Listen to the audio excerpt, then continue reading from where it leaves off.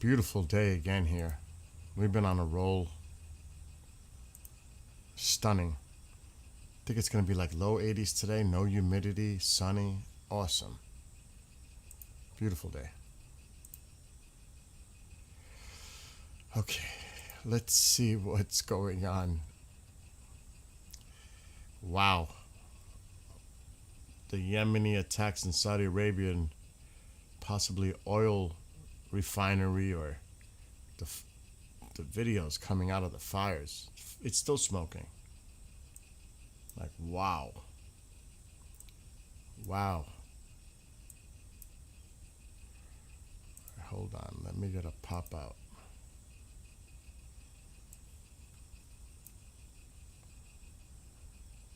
Okay.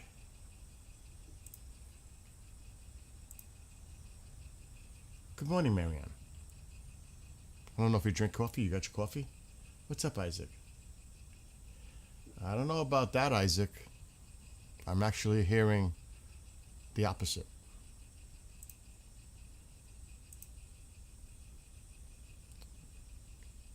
I'm hearing the opposite. Um, Good morning, CB.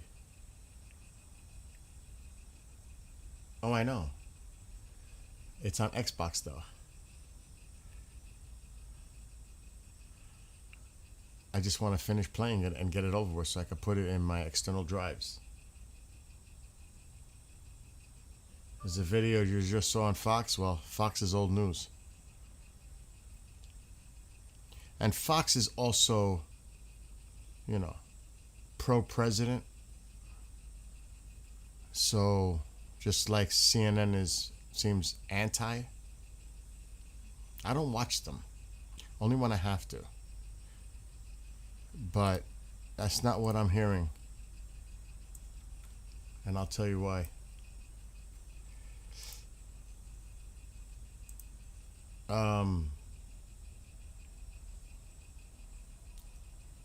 Good morning, Skywalker. The latest I'm reading right now. And it doesn't surprise, I have to say, it doesn't surprise me. Last night at that disaster of a White House Correspondents' Dinner with him, I was like cringing. It started off funny. That's supposed to be humor.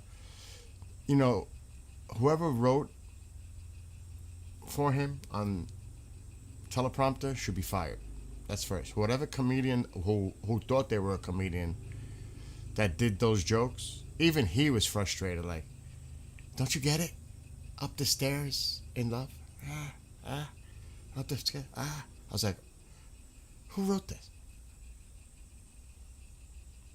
But he said something about Iran. Yeah, we're still talking with. They're talking to us. I'll listen. That does not seem to be the case. And I'm going to read to you what's coming out.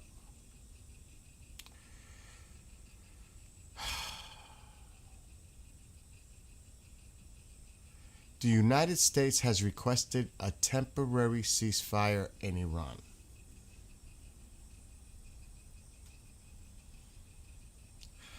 The United States wants to return to the Memorandum of Understanding and wants to make Yemen a part of it.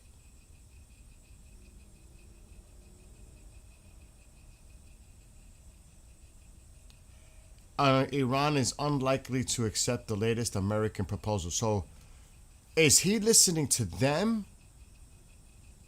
Or is he trying to communicate to them?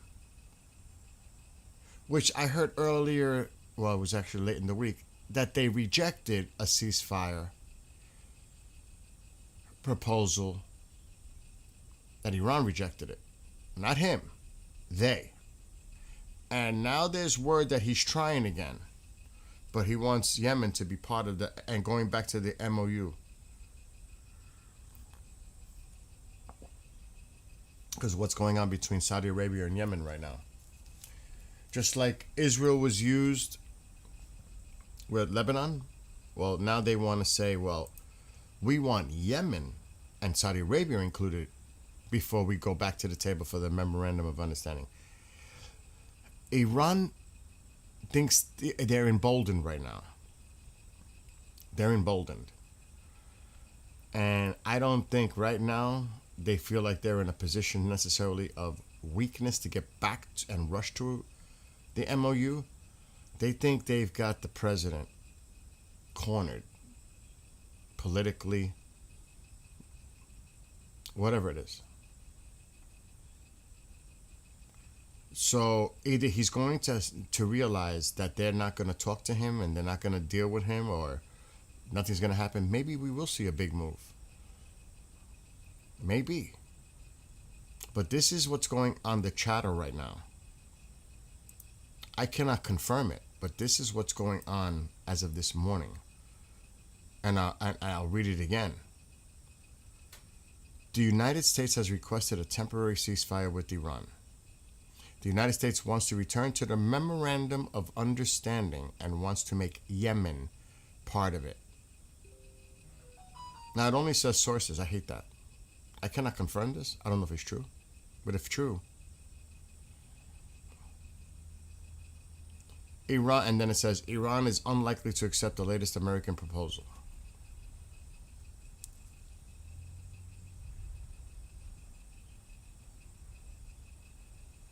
That's true. I like that, Mark.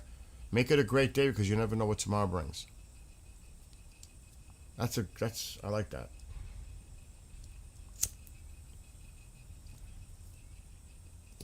So maybe he gets to the point and says, that's it. I can't negotiate. But if it's true, if it is true that the United States has asked for a ceasefire and they want to return to the Memorandum of Understanding but put Yemen on one of the conditions with Saudi Arabia and the Strait over there. First of all, the Houthis claim that Iran does not control them, which is a lie. They're a proxy. That's more leverage they think they have. Especially, they probably say, oh, we're not going to do this. Because I'm telling you, on Monday, or what's going on in Saudi Arabia, oil's going to jump up. They know this. A lot of this is market manipulation. They know what's going on in Saudi Arabia right now. And I don't know if you've seen the images or video. The fires are like, they can't put them out. It's pretty bad. That alone creates instability in the region as far as oil production. So I'm expecting oil to go up on Monday. May be wrong. I may be wrong. Most likely it will. I don't know how much. Did you end up? Oh, it was gorgeous. I was actually watching Steve. That was amazing. The Starship. Beautiful. I had it through my PA system, so it sounded like the damn thing was in front of me. It was so loud and it was powerful. Because like I said, I have a PA system hooked to the TV, entertainment system, music. And it was phenomenal. I think that was the best coverage I've ever seen Starship do as far as a launch. And that says a lot. And like I was talking to my friend Daryl, NASA could learn a lot about cameras and doing coverage, live coverage, because that was stunning. That was 10 out of 10 to me. 10 out of 10.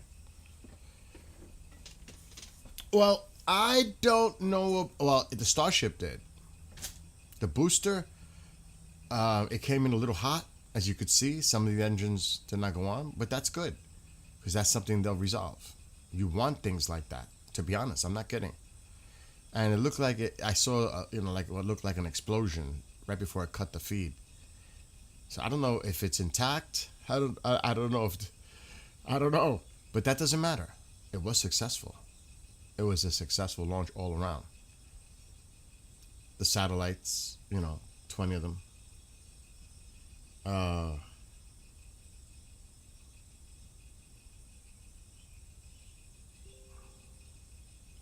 Well, the White House Correspondents' Dinner is meant to have humor. It's okay to attack both sides with humor. That's always been the case. That's what it. And you know, when you target people, like I said, whoever wrote the speech for him bombed. It was a disaster. Even I don't think even Republicans are gonna say that went well, unless you're a diehard MAGA supporter that anything he says and thinks it's funny when he attacks people and does what he did. Do it with humor. It's okay at an event like that. Do it with humor. Whoever wrote that speech should be fired. Some went off well. I was dying when I saw the Kennedy one. Or that they all had to come in bulletproof stuff that weighed them down and they didn't want to wear it. And he, that was good. But it just got. It looked like a rally speech. And complaining and whining and attacking. The midterms are coming. It's not about the Republicans because they probably loved it. The Democrats and the Independents, as far as the midterms, that was a bomb. He could have used the opportunity. He didn't even mention about. I was waiting for it when he was talking about the Air Force, the military. He didn't even mention the fallen. I was waiting for him to make a reference to that. And I said, here's his opportunity to do it. And he didn't. He could talk about all that other shit.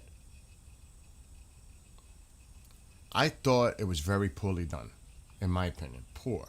Very poor. Whoever wrote that speech should be fired. That's not the way the White House Correspondents' Dinners historically have gone. That was the most bizarre thing I ever seen. Because like I said, it's usually funny. You go after them with humor.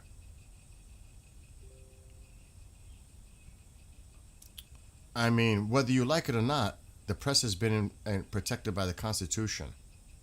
For whether you like what they say or don't like what they say. It's the freedom of the press. You may not like it. You may not like the reporters who got the awards. But this is what happens. This is a democracy. And last night was a shame. It was actually shameful. But that's the point, creamers. The White House Correspondents' Dinner is historically supposed to be with some humor, make it lighthearted. He went totally opposite. He made it into a rally. It looked like a little rally.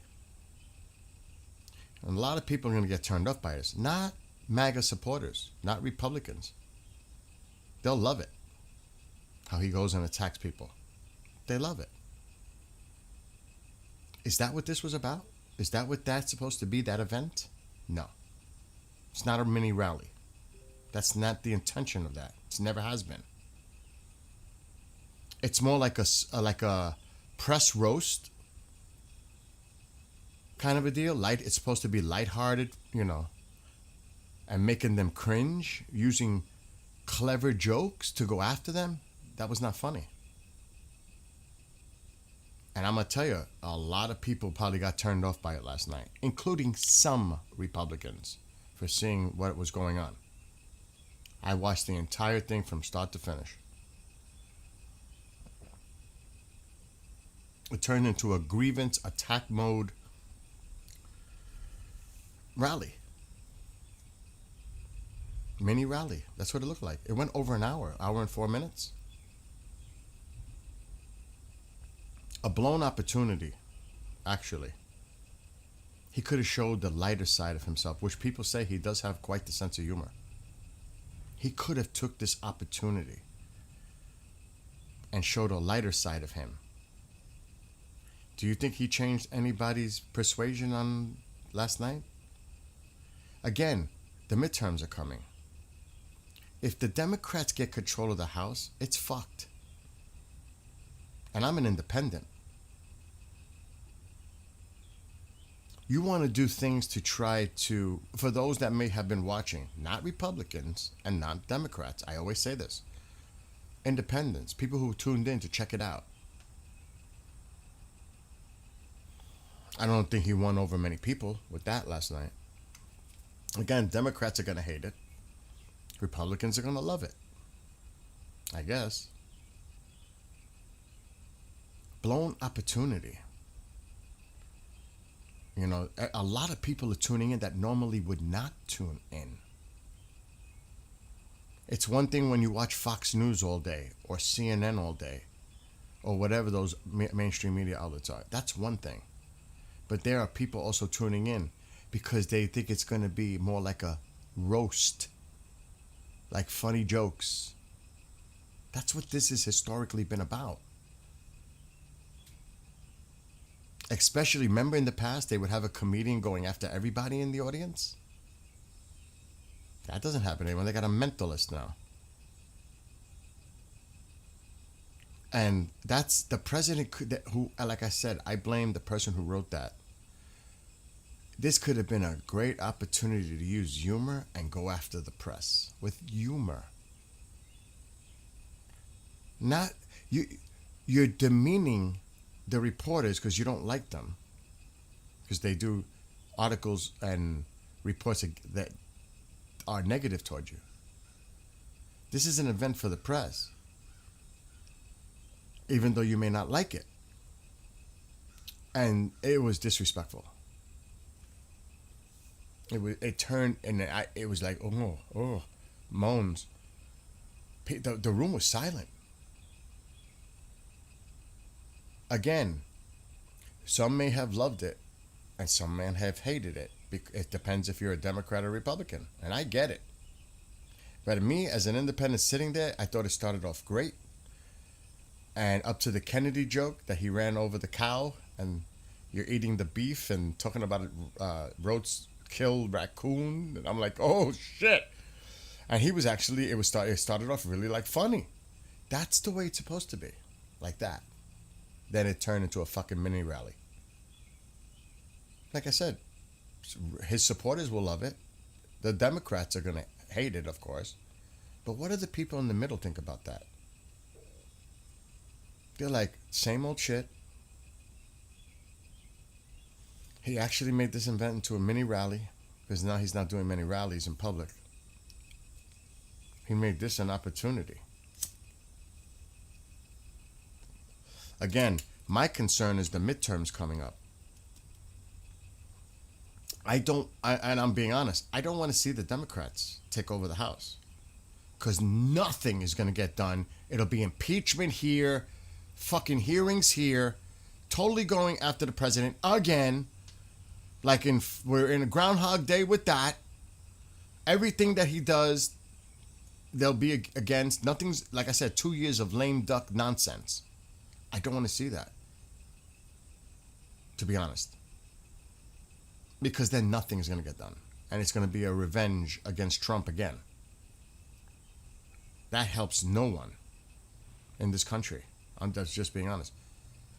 They should be doing everything they can to appeal to not just their base, but to the country.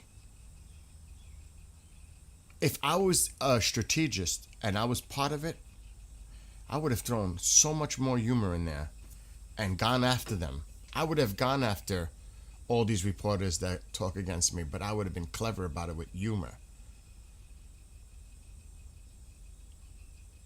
I didn't think it worked. That's just my opinion. I think it was not good. Again, this is not about being a Republican or being a Democrat, because they're going to love it or hate it. This is about what's coming up and an opportunity.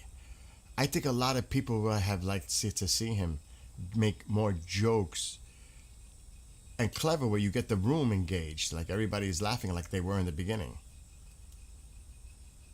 And then it just turned, and I was like, holy shit. I was like, it's a rally. That's only my point, and that's just my opinion.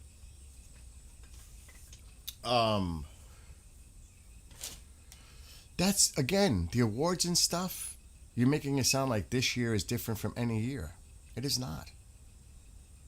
That's what the White House correspondent, that's why he refused to go prior. Because he hates the press, a lot of them. Of course he loves Fox News and those people, he loves those. He hates the others. But this is part of our country. Do you know what I mean? And I don't watch mainstream media news, so I don't know who won, like who these people really. I've heard of a lot of them. I know who Wolf Blitzer is, talking for fucking 20 minutes. I mean, I know some of them by name. Again, I don't watch the news. I try to stay away from that because all of it is narrative driven, whether it's for Republicans or whether it's for Democrats. But a lot of them are so lopsided on the scale that it's hard. It's really hard to get level, like objectivity is what I'm trying to say. Very hard. Now again, I haven't watched it in quite some time, so maybe I'm wrong. Maybe it's different.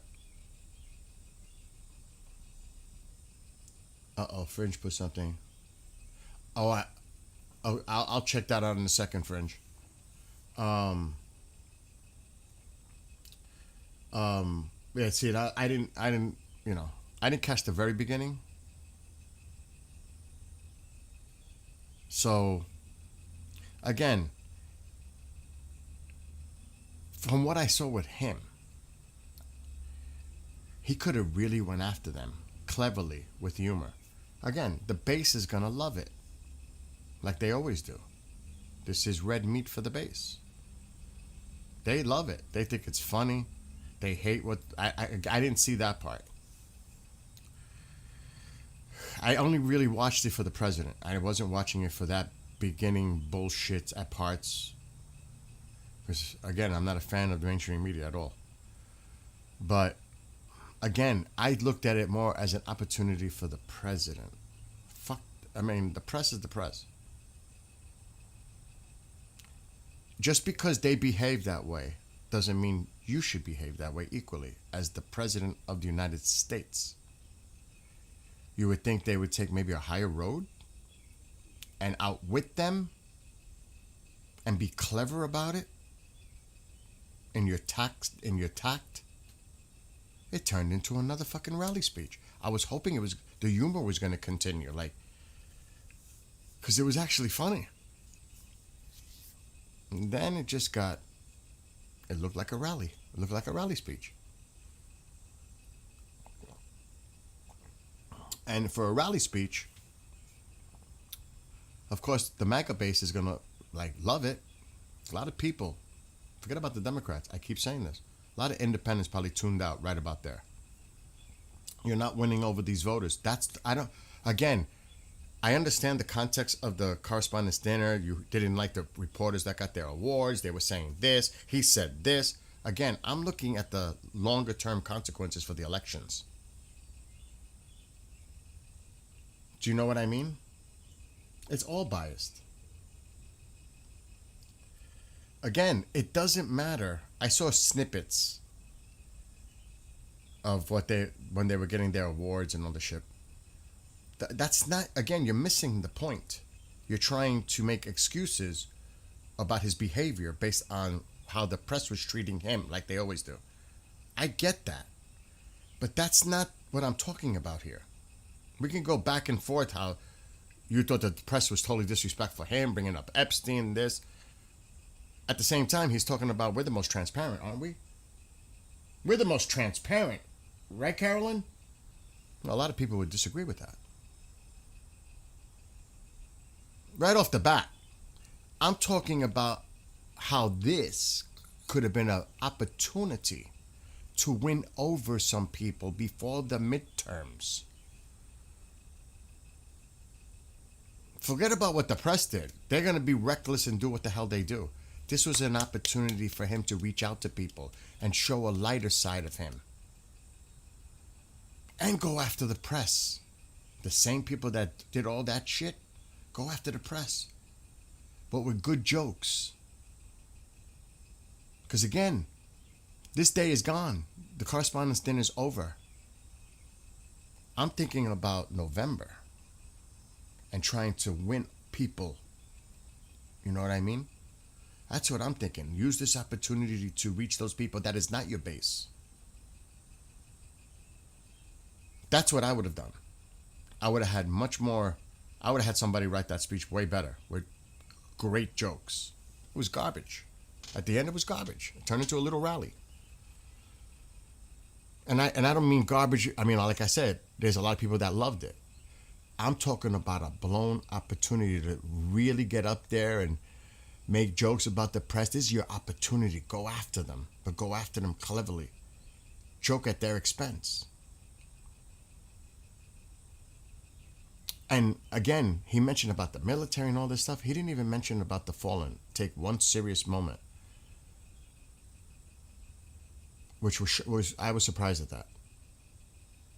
So again,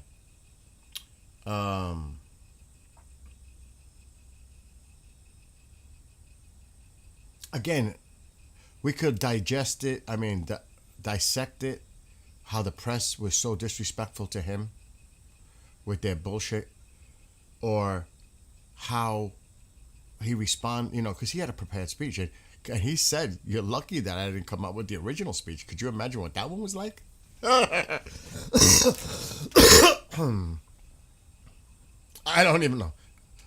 Regardless, they got to do something really soon to win over independence, because independence is going to put you over that hill. You know what I mean? That's what I'm saying. I usually watch it because it's funny. Oh, excuse me. But it's gotten so bad anyway. You know that. With the media. I don't even watch the media. Excuse me. Ooh. So, the thing I'm concerned about is what I'm seeing right out this morning. And I cannot confirm this, but this is what's coming out. The United States has requested a temporary ceasefire. The United States wants to return to the MOU and wants to make Yemen part of it. Iran is unlikely to accept the latest American proposal. If I'm telling this right now, did you not think that this was going to come up again, the MOU, ceasefire and all that? Come on. They're talking to us. China's involved, and this China nonsense is insane. Like I said, he said, "Oh, China's not selling weapons, or Russia to Iran." Oh no, but they're doing everything else.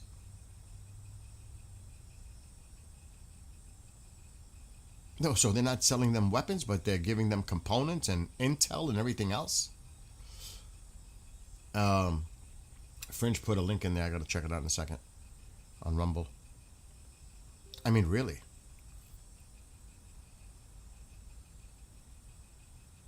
Could you just think about this? If China's, and I'm not saying that we don't do it because I brought that up too. We provide Ukraine and other countries with intelligence as well, shared intelligence. What would you say if the Chinese are sharing intelligence about our bases? How would you like that? I don't like it. So it's one thing to say, "Oh, they're not selling weapons." Oh no, but they're providing intelligence to target our military. That's not a problem? That's a fucking major problem for me. I spoke to Xi. Xi promised. I take his word for it. Putin, the same thing. I'm like, are you serious? I mean, are you serious?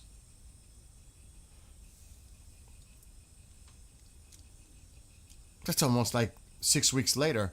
"Oh, we didn't think the little boats were a threat, so we never went after them." It's like, what? What? What the hell is going on?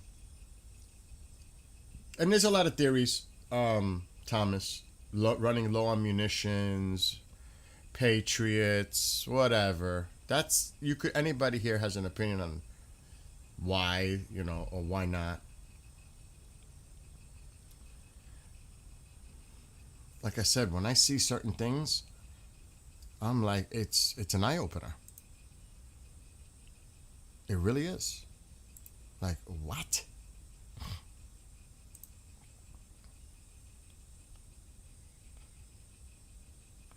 So the other side is saying they targeted fuel tanks in Jordan.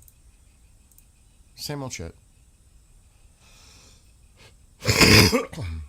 Excuse me. They're sharing alleged satellite imagery that shows this. This is what they do every day.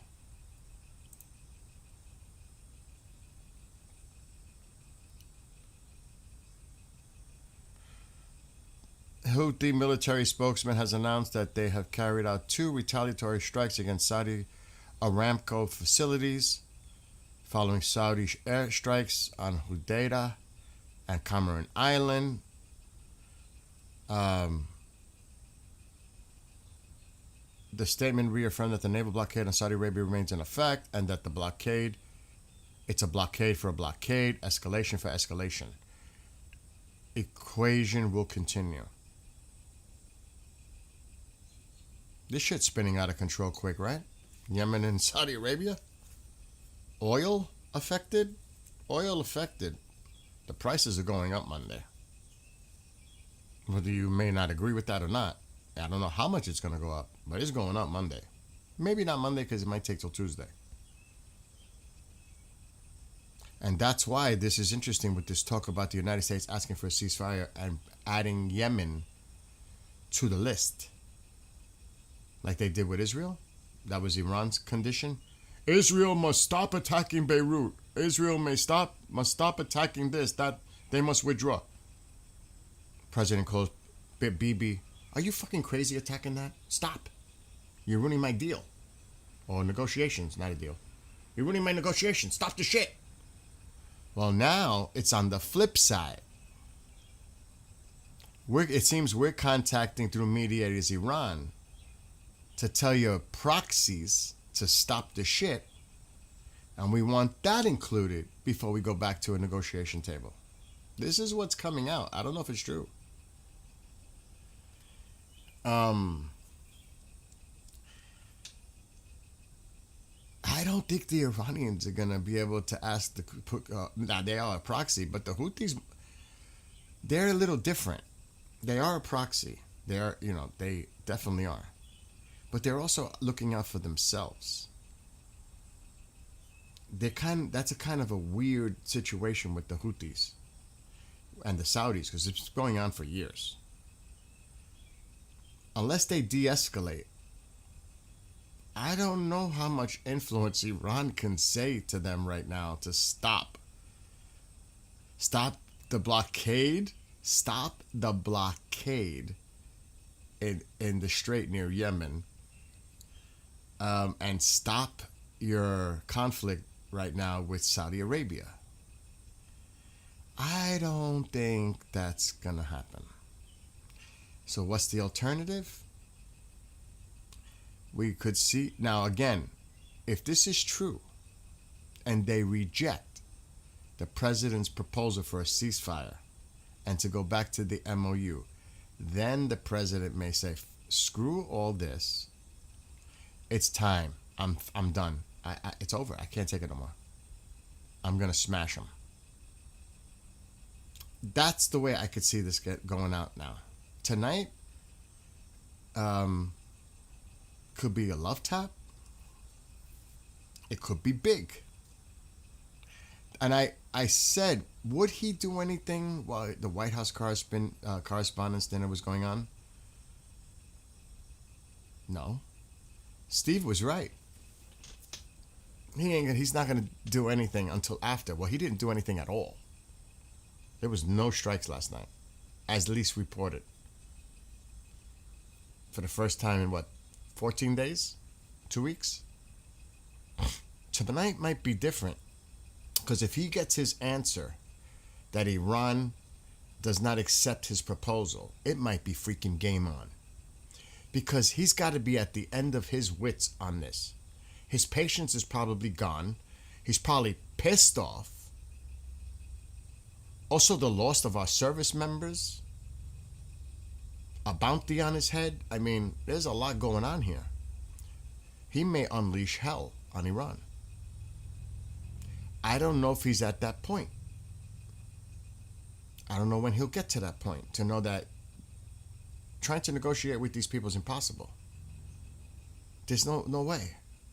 There's no way you could deal with these insane terrorists. You just can't. And it's JD Vance, it's others that are pushing this. You know that. But still, when do you realize this is not going to work?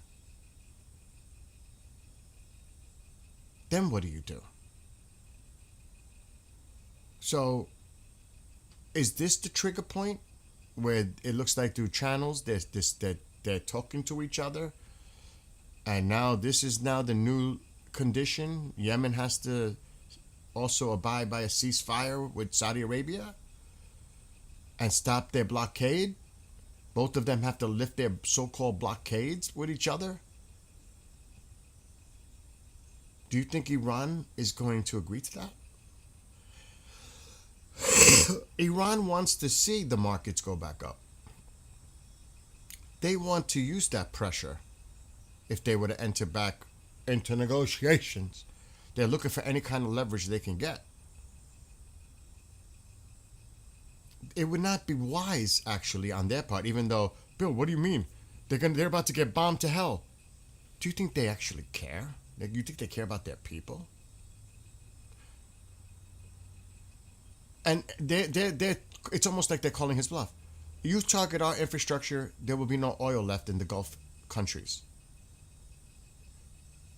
And that's a serious threat. And maybe our assessment is they can carry out with that threat. Then the region's on fire. Forget about even Israel right now. What are the ramifications? What do the Iranians respond? You might take out their power plants and bridges, but they're going to fucking respond heavy. And you know they're going to make it hurt. And they're going to target the infrastructure of these Arab countries. So they must be weighing their options. That's just my opinion.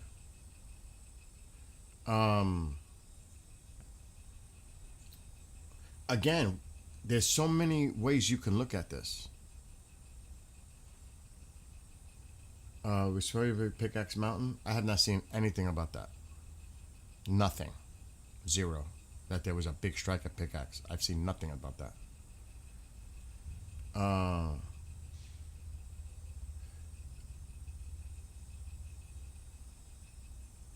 So yeah, I wouldn't buy into that. I'm not seeing no credible reports of any strikes anywhere by the U.S. overnight or this morning. Nothing. That could just be chatter. There's been a lot of that lately. A lot of that. And that you know, not for nothing. People need to be responsible. And stop throwing shit out there irresponsibly. I mean, a lot of what I'm reading is unconfirmed, if true. But these people are making claims that have not been backed up by any credibility. And I'm not talking about you guys in chat. I'm talking about the people that are doing these posts, and to me that's it doesn't hurt. It doesn't help anything. It hurts everything. In my opinion, it's not helpful. Because, you know, people believe a lot of that shit. Let me see. Right now, all of it is about Saudi Arabia. It might be two. Two oil refineries or even a pipeline. God only knows. I don't know.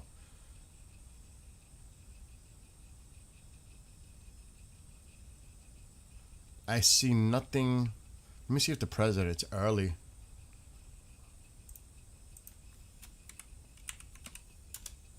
And I don't think necessarily bombing is your answer. I still think you're going to have to, and it's as risky as it sounds, send special ops and take it out. I don't think bombing is your way. I don't care if you bomb. That thing is deeper than any other in Iran. Dolomite Mountain. Good luck trying to penetrate that one. through any shaft. Doesn't matter. I don't think bombing is the way, personally.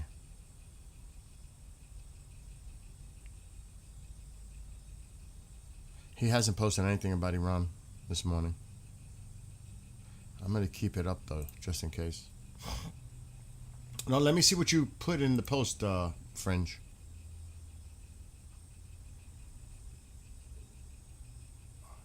The IDF attacked the Shadi refugee camp in Gaza. Who put this out? Whose account is this? When I look at this stuff, again, it depends on the sourcing. It depends the information that they're claiming, because that goes both ways too. Did they hit a refugee camp, or did they hit Hamas, for example? Again, unclear. And I don't even want to open up that can of worms, Pandora's box. It's too early for that.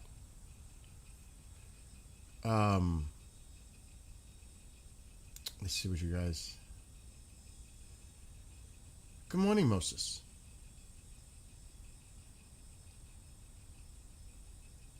As soon as the United States attacks Iran's strategic facility, Iran will be bringing down the global economy. That's what I'm saying. That's what I'm worried about, Moses. That's what they will do. They will create havoc. That's their intention. Does what? CENTCOM announce beginning of strikes as they do when they are done each day? That's an interesting point. As far as last night? Or you mean like a big... as far as... I don't know, that's what they do. But I thought you meant like, would they make an announcement that it's coming if they did a big escalation? I say no way. So, but as far as the love tap stuff, they probably would continue that pattern. I don't know if they would do that for the big one. I don't know. Because I think Iran is expecting it anyway.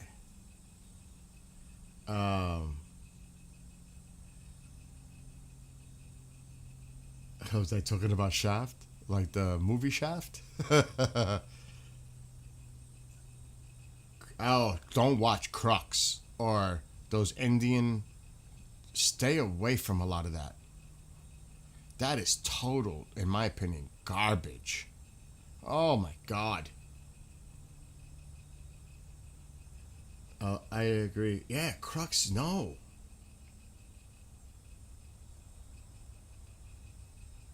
No. Now, don't get me wrong. There is live cams. Those are good, I think. Not as good. I think Intel cams is the best for that, in my opinion. Again, all this is my opinion. I'm sure you guys are ready to throw shit at the screen this morning at me. That's all right. But I'm not going to lie about my opinion. I'm not going to do that to appease anyone.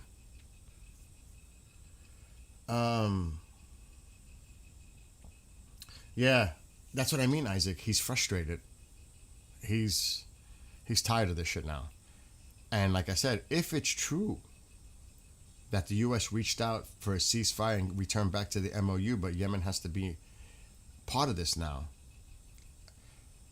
and if Iran rejects it, which we may not know if this is even true, how does the president respond? Is he going to try again another way to get them back to the table? Well, he's hinted at it. I may have to hit them really hard to change their minds. You know what I mean? That could happen. This is a Rush t-shirt, Fringe. It has a lot of the different Rush logos from albums. This is like a classic Rush shirt. as a Rush fan. Um, it says Israeli. Yeah, again, you got to be careful because they're gonna put out certain things. Um, if he responds, it's gonna be big. I will say that. I don't want to say for sure because I'm never sure because I kind of said I think there's no way a deal. No way, no way, no way they're going back to the table now. No way they're going to renegotiate. No way the MOU is going to be brought up again. No way there's going to be a ceasefire. Yet, this is what you're hearing the last 48 hours or so. That they're trying to come up with a temporary ceasefire. 10 days? Return back to the table? I wouldn't be shocked if we hear there's going to be another meeting in Geneva, Switzerland. Anything's possible. We could hear it's the big one tonight, or we can hear that, and it's the weekend, so I don't know if we'd hear that. It might happen tomorrow. If nothing big happens tonight, you might hear it tomorrow. To get the markets, because of what's going in Saudi Arabia and Yemen, they know that's on fire right now. Unless that shit ratchets it down. But they might come out tomorrow before the markets and say, we've agreed to a temporary ceasefire. Yemen and Saudi Arabia are part of this now. And we're going to resume the MOU. Do you think that would not be a shock? Would you be shocked if that would have happened? Really? I wouldn't be. So like I said, I wouldn't be surprised if a big thing happens tonight or nothing happens tonight and there's an announcement about a future meeting between the parties using a mediator. Would you guys seriously be surprised at that? So I don't know. Again, a lot of what I'm reading is unconfirmed. It could be absolute bullshit. But the question is, if true, which there has been consistency, so that's why I would mention it. I wouldn't bring it up if it was garbage and I thought it was trash and it's not worthy. But if that's true, now they're saying like this. This is what they're saying. This is the kind of shit I can't believe until it's verified. Fuel depots at the Mawafaq Salty Air Base in Jordan have been destroyed. See, now like that, they lie so much. Lie. And then they try to provide satellite imagery to show that it did happen. Like I'm supposed to be impressed in the age of AI? Really? No. Not buying it. Explosions rock Erbil right now. So it looks like Iran is still doing what they're doing. And consistently in the last 2 weeks.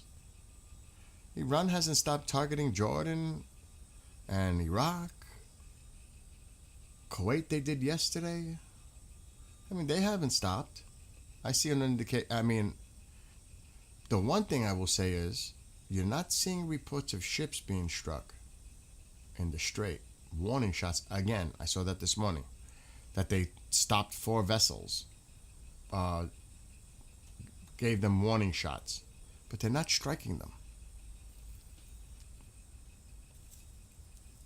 That's changed. Is that an indicator?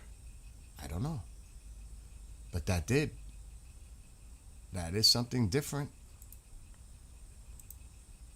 Are they not calling the president's bluff on that? If you strike another vessel, or if there's an explosion or a fire on any of these vessels, we're going to hit your bridges and power plants? Did that have an impact? I don't know. But it's not like they're hitting vessels now. They're firing warning shots. That's different. It might be subtle, but it's different. I know, Fringe. How do you the AI? That's the whole thing with AI.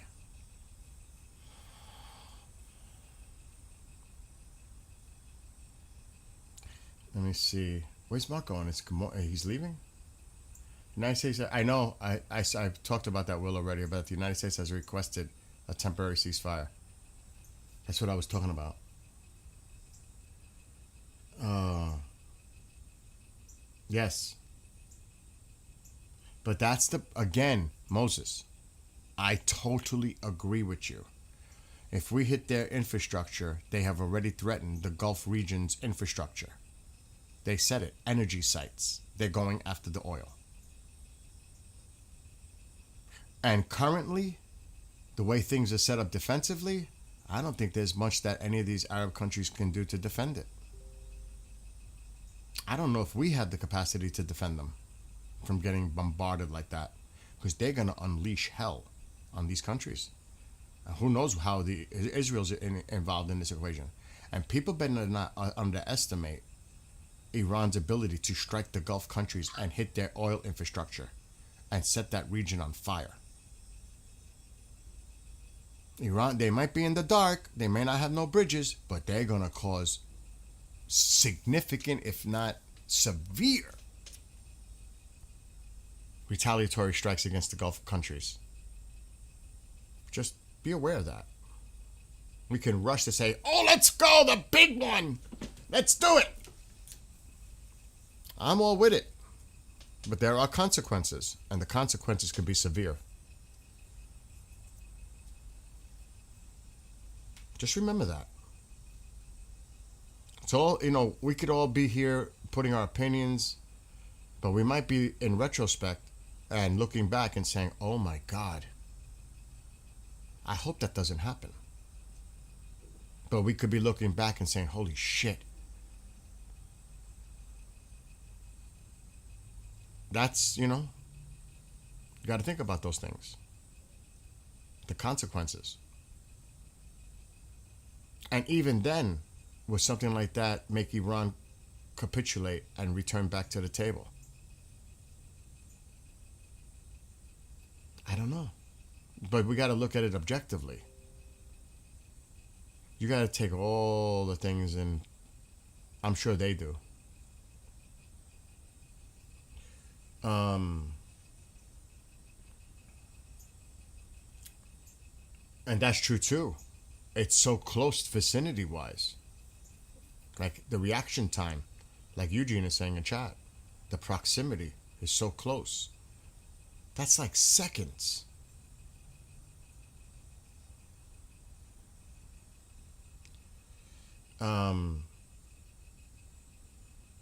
So yeah, it's going to be interesting. But like Will said in chat, and I mentioned it earlier,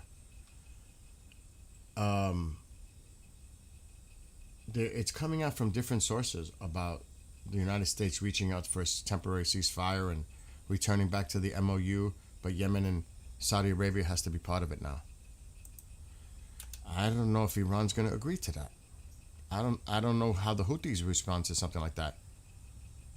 I don't know if Iran, as a proxy, the Houthis, can control them to make them stop.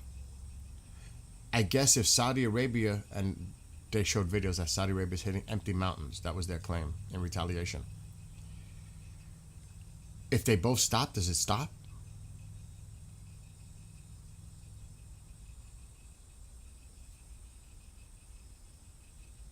I don't know. I mean, like Shin is even posting it right now. This is now let me just give you, if you haven't seen them. Now I don't know if Shin's gonna put it on his screen, which he's not. So I'm gonna have to go to this. And something really bad happened in Syria. An accident. Many people dead and injured. But And it's graphic. The videos are graphic. Like I'm looking at one right now. When they put snow on the screen before a video, that means there's graphic content. And it's not good. Coming out of that.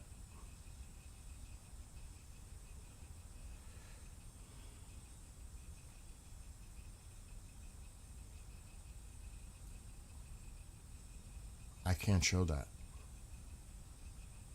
I won't show that. Let's put it that way. I won't show that.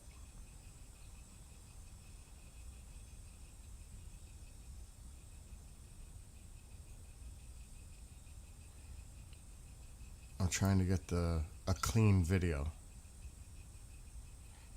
They have no shame in the game. Here's one.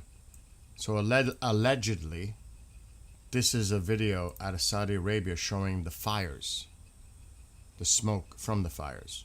It's, if you haven't seen this, it looks pretty bad. Oil refinery or oil plant or oil field, whatever it is. And this is this morning, so this happened last night. Early in the morning I was there, but the shit is still on fire. Black smoke.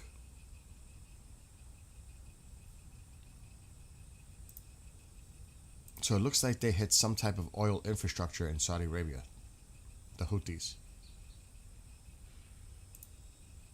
Now, if that is true, again, caveat with that.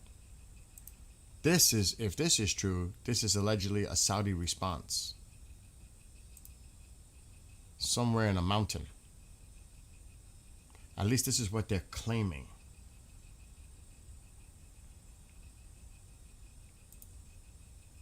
Now, what's going on? Do you think he really believes that both those countries are, again, butterfly? That's a technicality. And that's what I was talking about earlier. Notice he said weapons. What about components? What about components that upgrade current equipment or intelligence being provided? Or some other assistance that Russia and China are doing. The key word is selling weapons. What kind of weapons? Tanks? Planes? Helicopters? Missiles? Or notice there was careful language. Weapons. It said nothing about components, said nothing about intelligence sharing, said none of that. So technically, it could be true. I'm not saying it is. Technically, that could be true. You know what I'm saying? Exactly. But it was weapons. When you think of weapons, what do you think? I would have said weapons related. If I saw the weapons or weapons related, then I would have said, so they're not sending in upgraded equipment for components to make their missiles better or their drones better from Russia with the upgrade version of the Shahed, whatever. Oh no, you may not be selling them weapons, but are you sending components and other little gadgets? You know what I mean? And yeah, China's getting the flow of oil. With a blockade, it don't matter. You know, they get their oil. That makes Xi very happy. He's still getting his oil. It's not affecting China. You know, he's getting his oil. He's happy.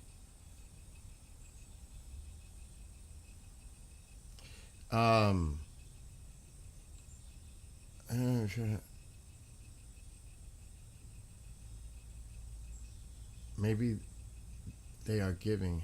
Yeah, maybe they're giving, not selling. I don't know about that. Well, maybe it's like a trade. We'll give you this, you give us that. What about that? Is that selling and giving? It's more like giving, right? I'll trade you this if you give me this. That's not a sell. That's a trade. What about that?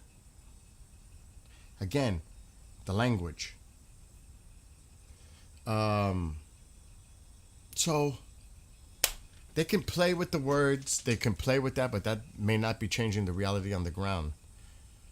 That this is much more sophisticated, and I'm concerned also about the intelligence being given about our bases, movements by the Chinese and Russian. Well, more the Chinese probably. Could be the Russians too. This is putting our people at risk in real time,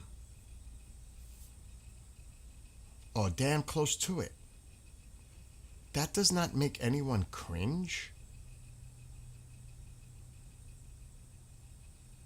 That, I mean, that is and this has been talked about since this whole shit started. Is the Chinese providing intelligence and the Russians to the Iranians on where to target, how to target?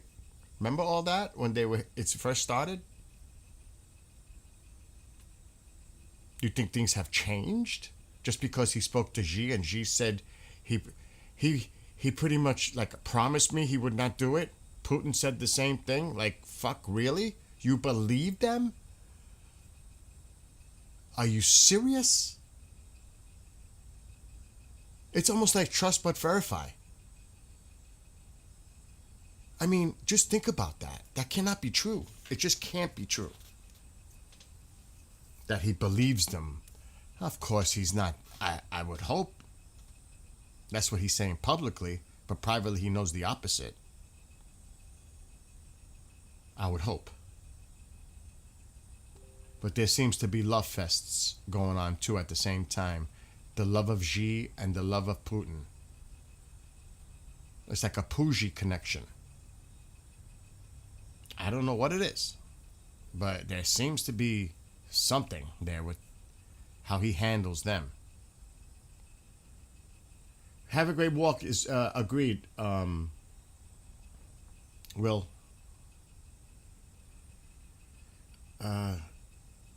In the UK news this morning, they openly admitted they have had IGRC members coming over. Oh, I talked about that weeks ago. And they don't have a clue how many are already here. I saw that, John, weeks ago. I mentioned that. And they don't have a clue how many are coming over on boats. English Channel and just landing in fucking UK. They have no clue. This has been going on for actually a long time. I mentioned that like 3-4 weeks ago about that. That very thing, John. That is crazy. They should do like the United States and start targeting these freaking boats. But then it's not like you can say they're carrying munitions unless you can prove it. Or drugs, whatever. But that is crazy. I seen that. I did a little research on that weeks ago. And that is a fact. That they're coming in by the boatloads into the UK. That's a fact.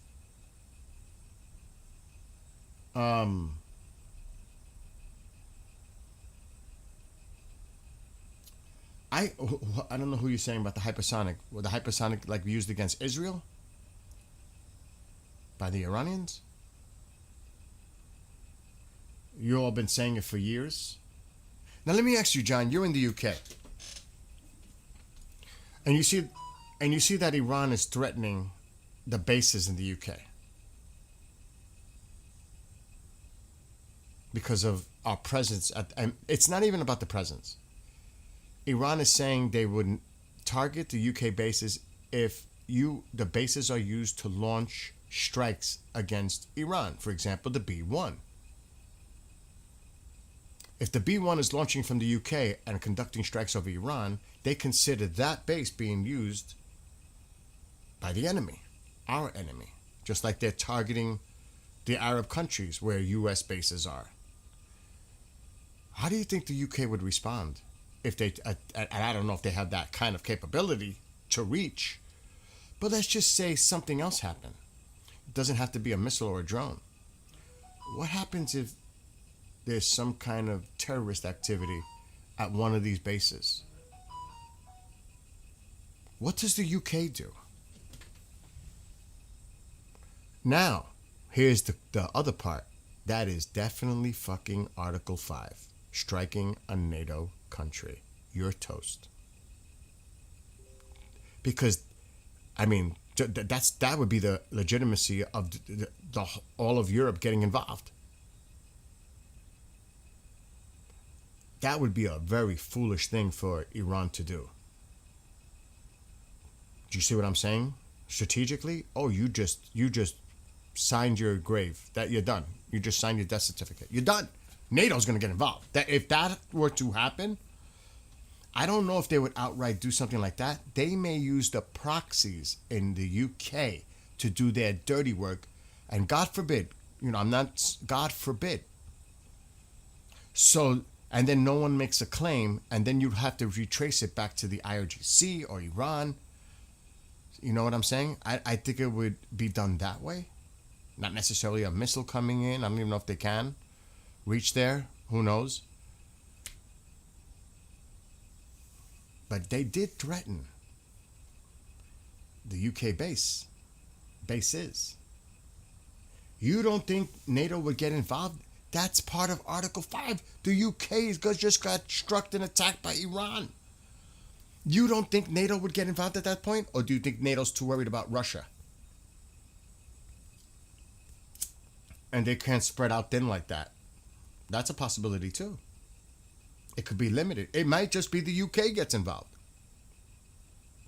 It may be that the UK does nothing.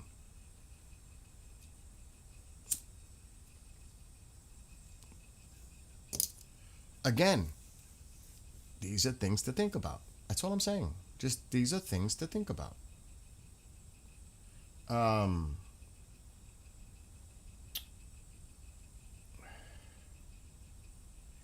That's what I just said. They're too worried about Russia and internal politics.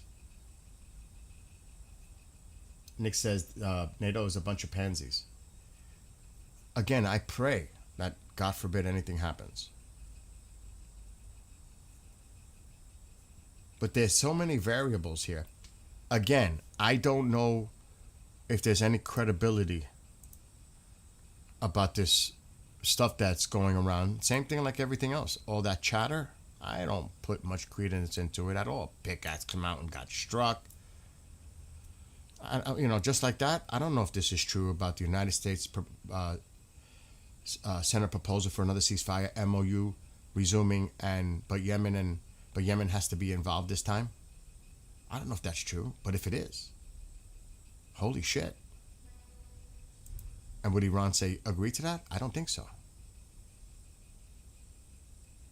I personally don't.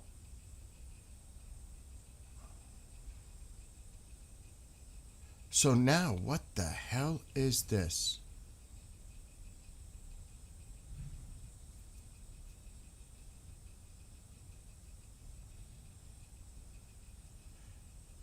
Oh, shit.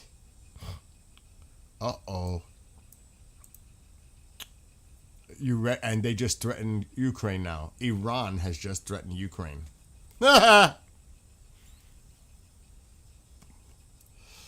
And he's gonna meet with the president, allegedly, with Bibi, allegedly, Tuesday, at the White House. And it's also related to Senator Lindsey Graham's funeral. Because Lindsey supported both those countries. Check this out. Holy shit, here we go. Zelensky posted this. Ukraine continues applying long-range sanctions in response to Russian strikes. Last night, the warriors of our defense forces hit targets across different regions of Russia that are fueling this war. Once again, a plant in Kharkov was struck, the one supplying components for the weapons. See that? This is what we need to learn and put that out there, because it's not about selling weapons. It's the components for the weapons Russia uses to attack our people. That's about 1,200 kilometers from Ukraine's border. Also hit was an oil refinery in Tyumen, a logistics factory in, I'm not going to try to pronounce that, and a fuel and lubricants depot in Rostov-on-Don.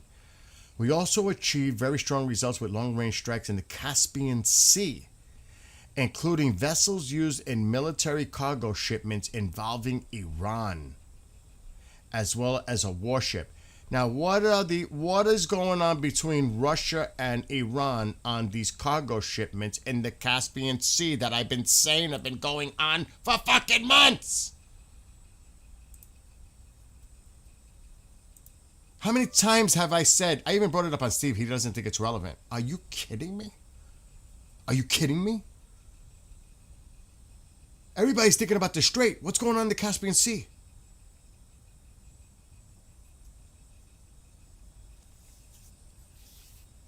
And we were just talking about exchanges between Russia and Iran. Well, where do you think it's coming? It's not just flying in. It's coming in on ships in the Caspian Sea. Wake up.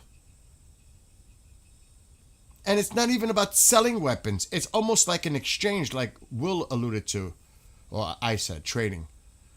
They're doing things together. And if this is true, that it was a military cargo shipment involving Iran, was it heading toward Russia? Was it coming toward Iran? I mean, and now, I mean, look.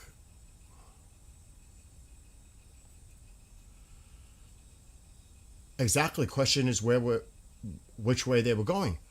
But regardless of which way they're going, it just shows that they are doing it. Whether it's going back to Russia or Iran, the point is, it's been going on. I said this months ago. Why isn't anybody doing anything about the Caspian Sea?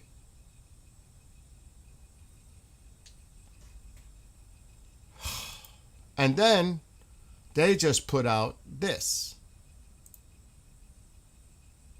trying to show that their missile, one of them, the Kharmshah 4, can reach Ukraine.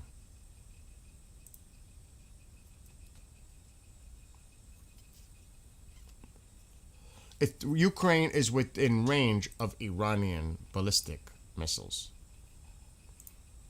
And said, a gentle reminder to Mr. Zelensky.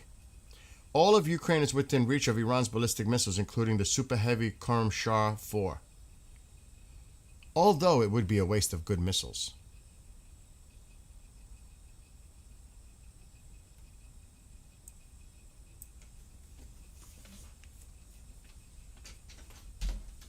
What? Under your bed. Who is the United States isn't hiding that's actually a technicality. I mean, nothing. There is that epic fury is over, and I'm just being this again. This is a technicality, so 14 associated with that. There is no specific campaign at the moment, just a resumption of conflict, defensive in measure, tit for tat. You do this, we do this. So I'm just saying on a technicality, the 4 are being listed in a separate, even though they may fix that and include it, I don't know. But maybe that's where they were going with it. Maybe they'll decide to just add them to the total. I don't know. But maybe they're trying to separate the numbers that way. This was part of that. This is part of this now. I don't know.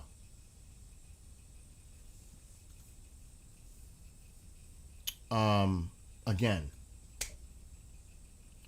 the railroad was blown up, but the tunnels through the mountains, they're all over the place.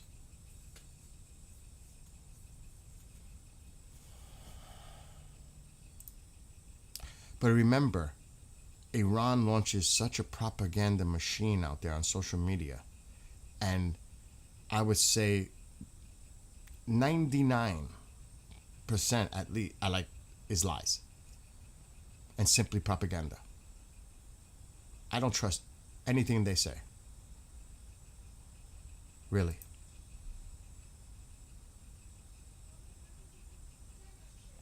She's going to start with me at 9 o'clock in the morning. This can't be possible.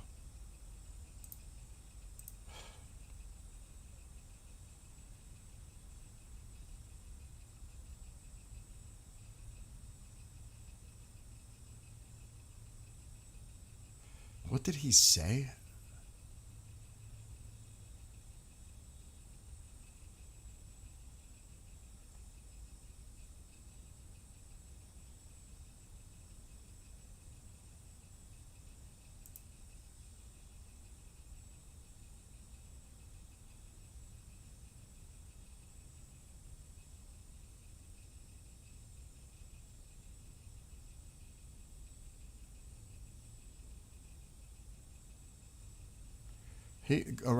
Arachi says some weird shit about the MOU, and I don't know if that's a response. He pretty much said, how long ago was this? Oh my God, like 20 minutes ago, they posted this. Iranian foreign minister said that there was no ambiguity in Clause 5 of the Iran-U.S. memorandum concerning the Strait of Hormuz, insisting the agreement gave Iran responsibility for demining the shipping corridor and reopening the waterway.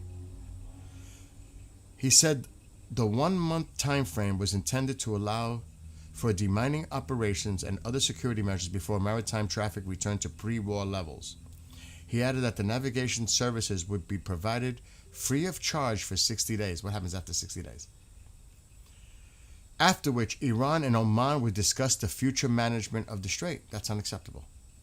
He accused the United States of violating the agreement by encouraging ships to use alternative routes before the 1 month deadline had expired, arguing that vessels should have continued using the corridor designated by Iran. He claims the U.S. actions undermined the implementation of the memorandum and contributed to renewed tensions. He said a direct communication hotline was later established in Switzerland following several maritime incidents, but claimed the U.S. continued directing ships away from the route specified by Iran. He added that Iran saw no evidence of U.S. good faith and believed Washington had sought to undermine Iran's management of the Strait of Hormuz. This is not about your fucking management. You were supposed to open up the strait to all traffic. Not that you control it. Opening the strait means opening the strait, not your way. And then the future, that your way and Oman's way, charging tolls or fees or whatever. You're not going to control the strait. Pre-war conditions means pre-war conditions. International waterway. Freedom of navigation. That's what that means. Not that you get to control it now. Moving forward. No. No.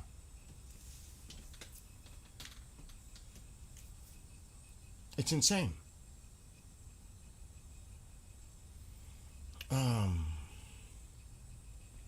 Unbelievable.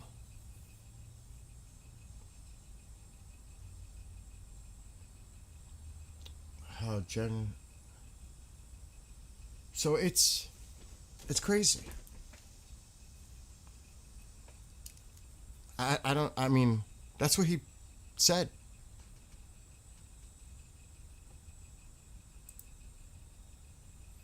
The president is never going to go along with that. There's no way.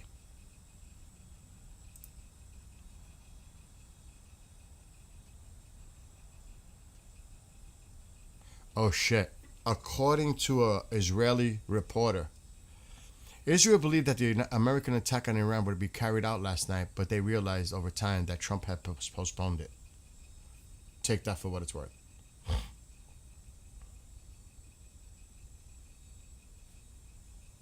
I have no... That is definitely unconfirmed. Why did he postpone it if true? Because they're in negotiations to try to come to a ceasefire and get back to the table of the MOU? I don't know. But again, there are little things happening that makes me freaking wonder if tomorrow we'll hear we've agreed for a temporary ceasefire and we're going to be meeting again in blah blah blah blah blah in blah blah blah blah time.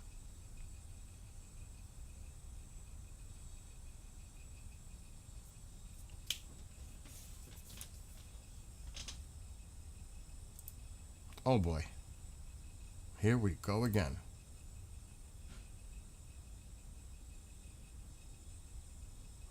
At this point, I don't know what to think. I don't think Iran. I agree with you, Smokey. I don't think Iran accepts it too. They're so emboldened right now. They are very emboldened right now, and they need to be pounded. Get them back to reality. That's just me. I want to see the president unleash on Iran. And not for nothing. There needs to be a better coalition here. Because I'm hearing those rumblings in the UK that there's going to be a meeting discussing some kind of coalition building for keeping the Strait open, protecting the Strait. We've heard this before. I don't know how that's going to go. I don't know if that's going to fly. Allegedly, they're trying to set this up with the UK.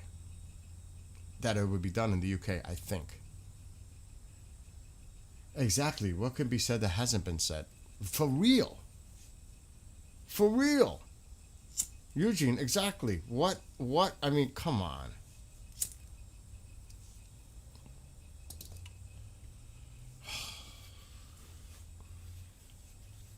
At some point, there's got to be a tipping point. There's got to be something that we say, okay, now this has a reality of actually happening. Whatever that is. To put this thing to rest and end this. I don't think anybody would argue that this needs to end. No? Don't you think?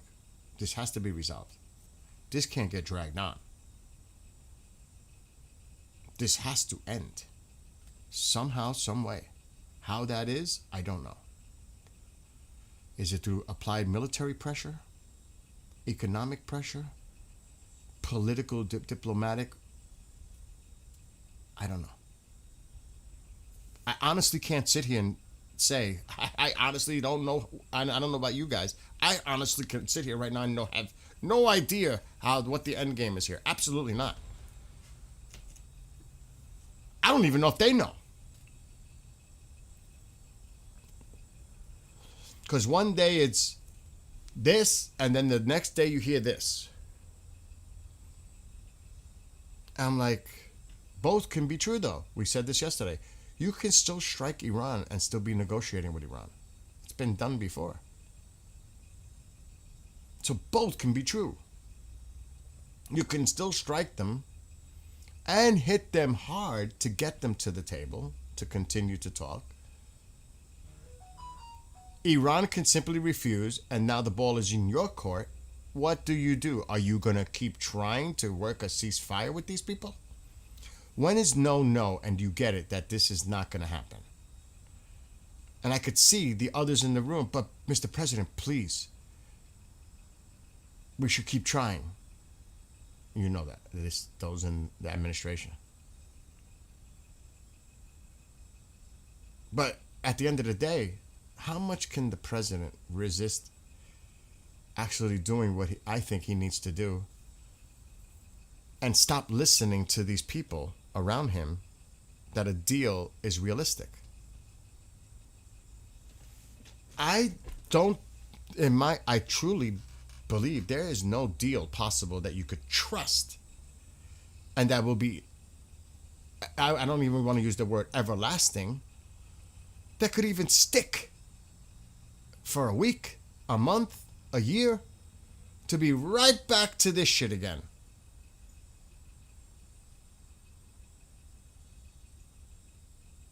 And the Iranians would definitely use our political system to cause things to happen, because I don't think they would mind having a Democrat in office in 2028.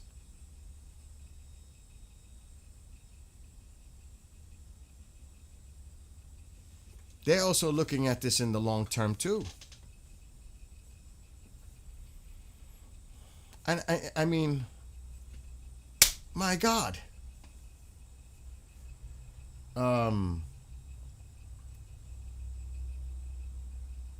Moses said, if everyone wants to say the war, only one thing you could do, Middle East, it's only the language of force, total war, until the end, You can't win a war in weeks. But you know what happened, Moses? A lot of people seen the discombobulator in Venezuela, and it was done in a day, and they said, "Oh shit, Venezuela's not Iran." And in the beginning, 4 to 6 weeks, this is over.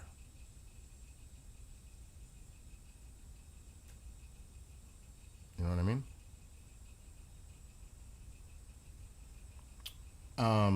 I think the goal here is to keep killing IRGC leaders and soldiers until they give up and the civilians take over a form. Isaac, I agree, but it's not just the IRGC. It's the entire governmental function, factions in Iran. You take all those people out. You have to. The structure, parliament, judiciary, Supreme Council, all of them. You want to see this chaos and disruption, no function, absolute chaos? You do that along with hitting Basij, IRGC, police forces. Then you have something. I don't think we're going that far. The Israelis might do it if at some point they get involved. They might do that. I don't think we're doing that. So if I was to sit here right now and think that is going to happen, no. Presently, no. Should it happen? Yes. My opinion. I'm just using that sarcastically all up in you. You know, like, that was a sarcastic reference. Exactly. Smokey's right. They haven't sustained enough significant damage in there. And plus, they will fight to the end. They don't, again, we could say this 1,000 times. They don't care about the people of Iran. They only care about their own survival, regime survival, true regime survival. All the mullahs, the clerics, IRGC, commanders, all that. That's all they care about. They don't care about the people, even their own supporters. They'll throw them under the bus at the end of the day. Their only intention is to survive. To try to draw this out as long as they can, wait it out. They actually think they can wait this out by the applied pressure on the president to get more desperate to reach a deal. And they even mentioned about the midterms. They even brought that up in posts yesterday. They know. At least they think they know what pushes buttons here. You don't think they watch podcasts? They use Max Afterburner for propaganda yesterday. They're watching. They're seeing what we say to each other, how we're having this conversation. And it's measured. They look at all this and say, this is a point we can manipulate. You don't think they do that? Of course they do. They know the discussions going on here. They're monitoring. They've got how many probably in warehouses or facilities doing this? Social media. The propaganda. Contacting the mainstream media. And the mainstream media jumps right away because they think they're getting a scoop, but they're being used and manipulated by the regime.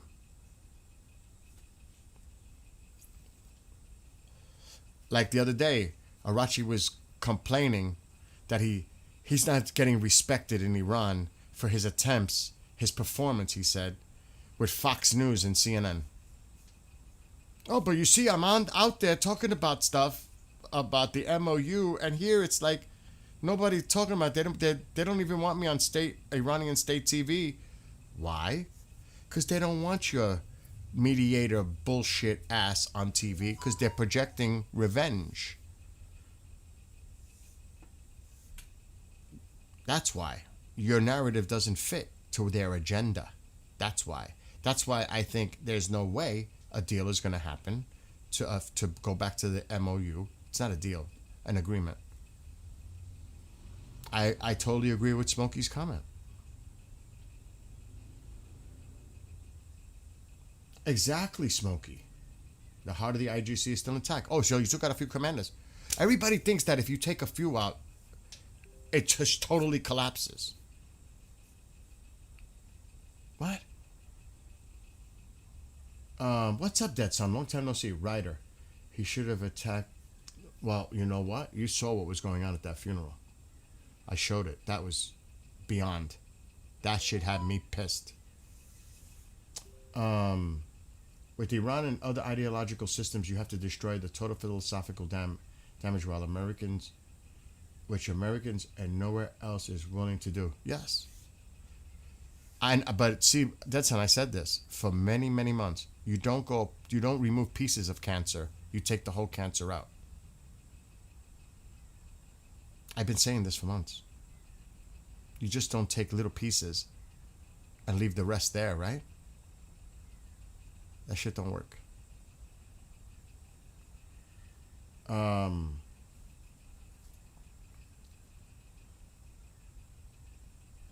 There's... What is that? They're sleeping in tiny cuts and cut holes in walls of underground bunkers. Yet, we have our military and prefab shelters that got hit. Their propaganda is top notch, I gotta say. They are definitely totally winning the media war. Nick, as of what I've seen, you're right on. I'm telling you.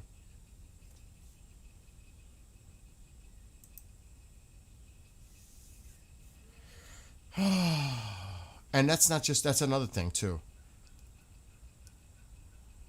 With Yemen and Saudi Arabia, the Houthis is something that has to be dealt with as a proxy.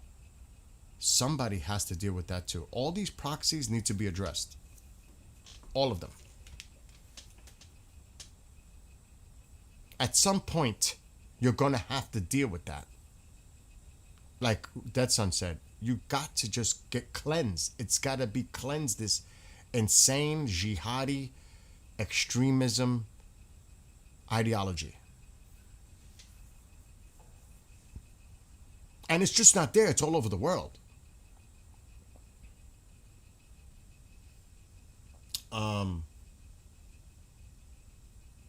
My question is, we know there is underground missile city, so why doesn't it hit it? We tried to bury the tunnels because I think they reached the conclusion that the bunker busters alone weren't going to take it out. Or cruise missiles. Now, could it happen? You remember they were trying to cover up the entry points, which they dug out in the ceasefire? Allegedly, they dug out the vast majority of them while this insane ceasefire was in place. It gave them time.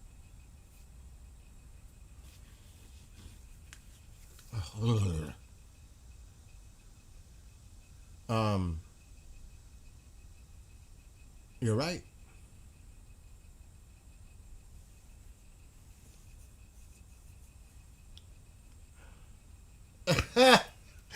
Eugene, you're funny.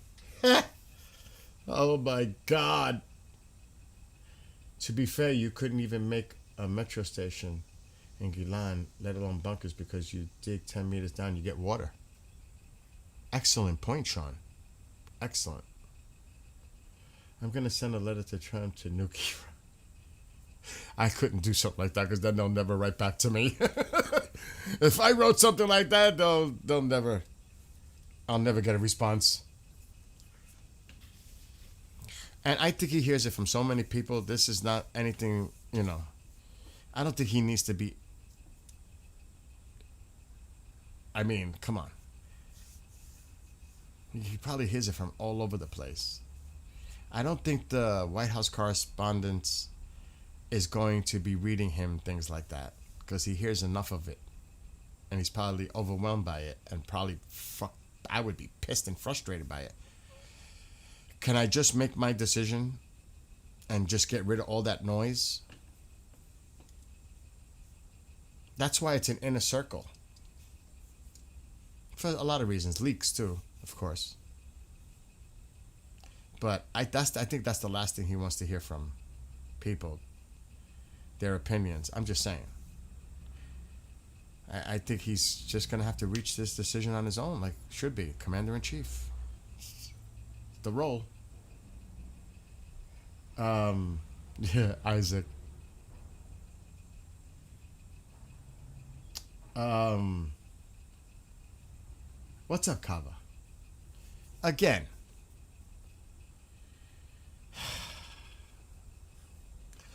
that's. I mean, I don't know. I don't, like I said, today could be very interesting. It's early. I'm waiting to see if I see anything that indicates more credible information regarding the talk that's out there in just a few places. What the hell is that? Oh, God. Propaganda.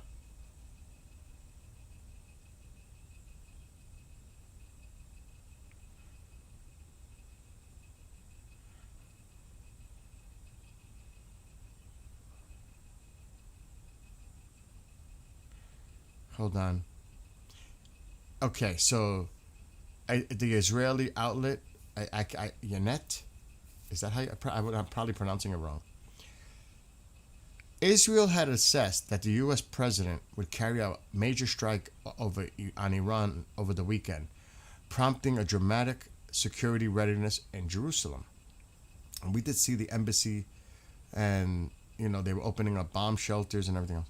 However, as hours passed, it became clear that Trump had held back, giving Tehran another chance, even if not for long.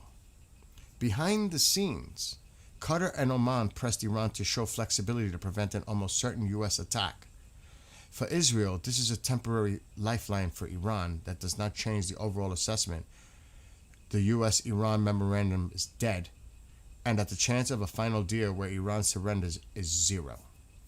Pretty much what Smokey and I've been saying. So we tried again, just tried temporarily to see if it's possible to reach a ceasefire and return to the table. But the assessment is as many that's not going to happen. Like offering them a temporary lifeline.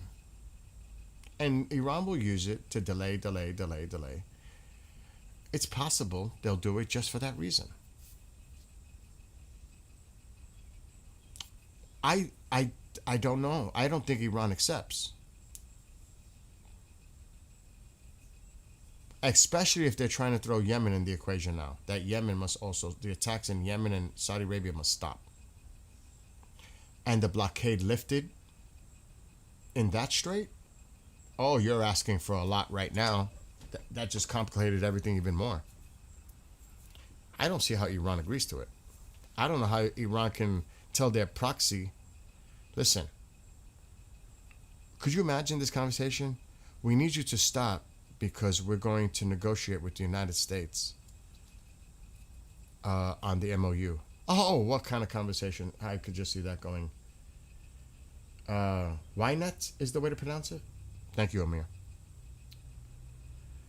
Look at how it ended up on Japanese island when they were in tunnels. Yeah, I agree, Smokey. Highly unlikely to accept it. But what if they did?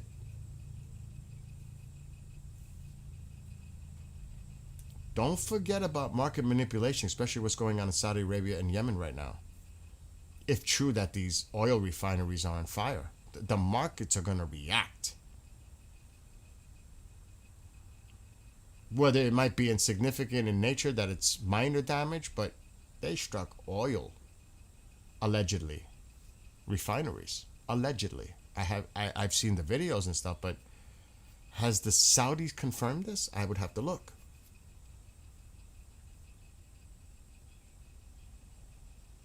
Exactly. They now control both straits and look at the funds they are going to get. Again, it's not just about that. They think by reapplying the pressure economically, not just to themselves, but to the world, and the prices start to skyrocket again, they think that alone would apply so much pressure to the president that he would concede on some of the negotiation agreements, unfreezing their frozen assets, sanction relief, whatever the hell. They think that this could be part of the bargaining to eventually at some point go back to the table, but they think that gives them even more leverage. Just saying. They think that, there are a lot of assumptions on their part for sure. What is the political pressure on the president here in the country if it's back up to like $4.50, $5 a gallon? That could be their way of thinking. Do you think they want to reach a deal right now when they think they hold some more leverage? They were waiting to use the straight card in Yemen. Now, did the Houthis do it themselves? Or did Iran tell them to do it? Probably the latter. Iran said, okay, it's time. It's time for you to do this. More applied pressure, more leverage to use for possible future negotiations. Do you see what I'm saying? This could be their way of thinking. I'm not saying it is, but I think it's very possible. No matter how you look at it, false hope, this, that means nothing to the Iranians.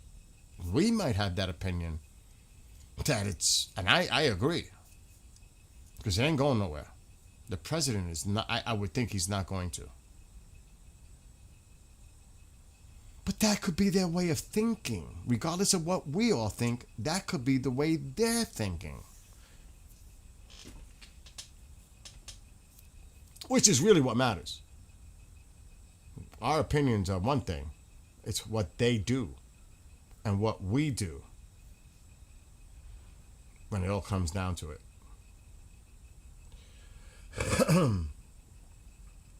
That's what I'm saying about market manipulation, Thomas. That's why I'm saying I would not be surprised that either a big strike comes or we hear an announcement about a temporary ceasefire and the resumption of MOU, a meeting at a future destination, in the future, on whatever day. I would not be surprised either way. I wouldn't.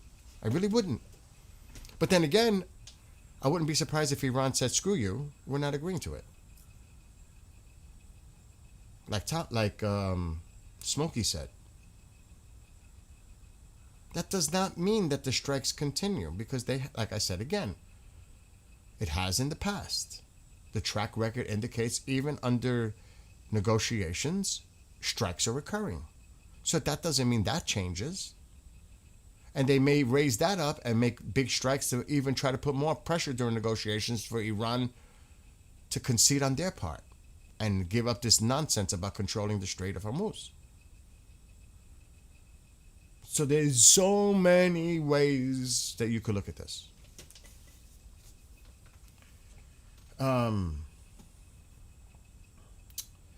Why do you think they care so much about the Strait? That's their leverage. I've been saying, Smokey, you know that. I don't have to repeat it.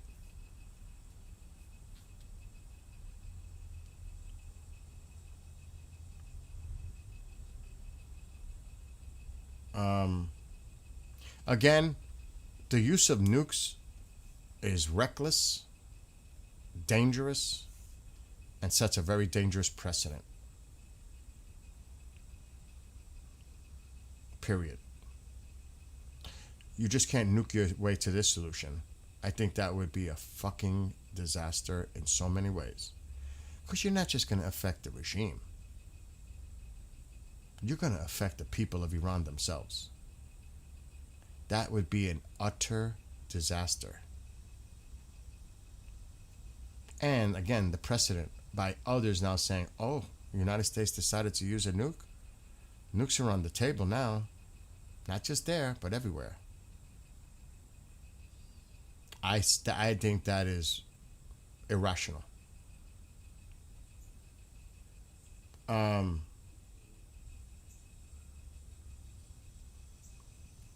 but then again, the threat really exists, and that is true. If Iran were to possess a nuclear weapon,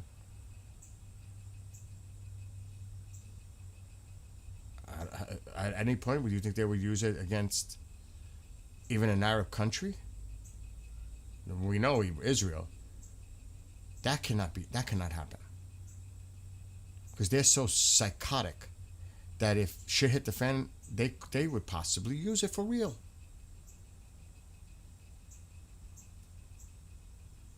Um, Let me see. I don't think you can bomb your way to through pickaxe. Um,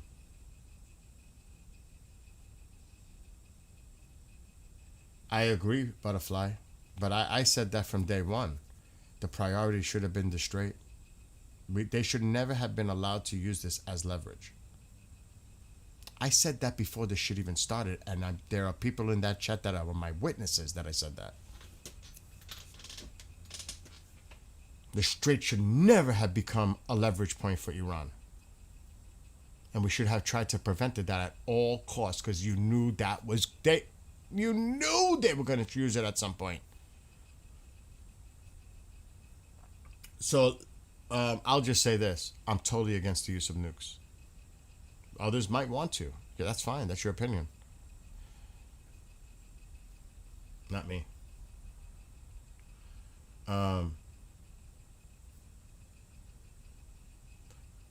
Right? I'm actually surprised Russia hasn't tactically nuked Ukraine too, to be honest. But who wants to be the one that uses it first? You open that door, you're not closing that door. That's Pandora's box on steroids. That is such a dangerous escalation for the world. Period. Not just in Iran, not just for the whole entire world.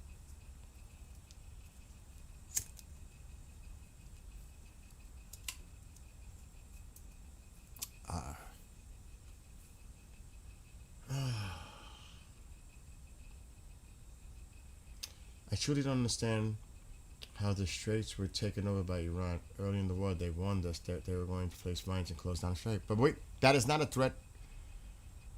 That has been the threat for decades. That's not new. The threat of the Strait. It's not new. It's not like our intelligence, and they were. I would hope they were aware of those consequences, because that's not new. They've always threatened the Strait. Always. And have taken action to threaten the Strait in the past. So it's not like it's new. It's not like, oh my God, they closed the Strait. They laid mines. They're firing at vessels. Oh my God, what a surprise. No, it's not a surprise.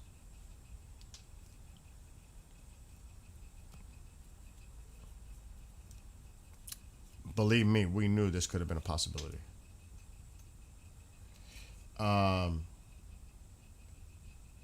So again, I honestly, I don't know. Let's see what's happening here. It's going to be interesting to see how this day goes on.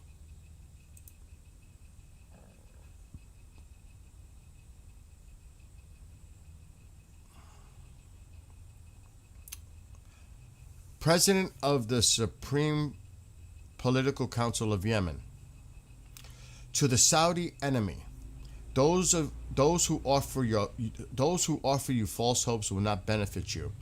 There is no peace without ending the aggression and lifting the siege. It's all an illusion.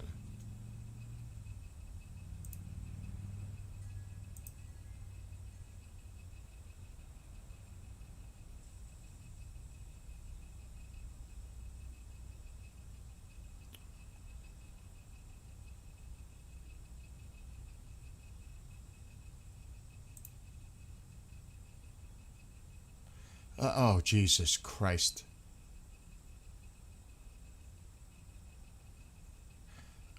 What, I think it was John that mentioned this. They just put that out there, John. What you referred to, they're spreading it. John, are you still here in the UK? Or anyone in the UK? They just posted this, what you mentioned.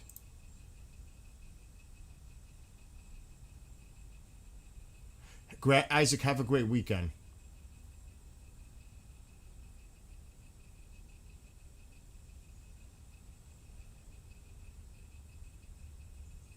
Wow. No wonder you mentioned it this morning. But that's not new. It's going on a very long time, actually, sadly.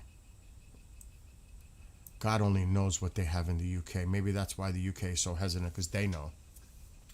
Or, matter of fact, they may not even know what kind of characters are coming in. And that's got them so hesitant to do anything because they know the threat is real in the UK. You're in the UK, Kava? I'm going to check it out in a second, Fringe.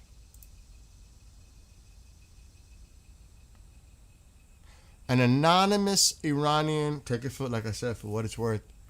An anonymous Iranian official threatened Britain, warning that if the country joins the war on the side of the United States, it will be targeted, including the Prime Minister's office. Oh my God. And this is not that they're going to send missiles. It's they're threatening because they have assets in the UK that would carry out some crazy shit.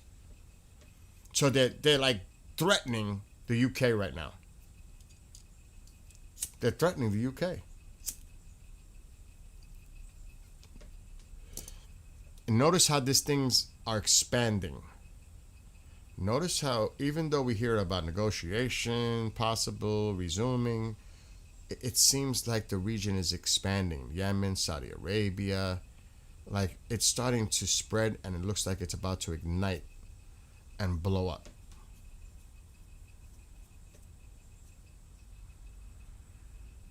I mean, it's crazy.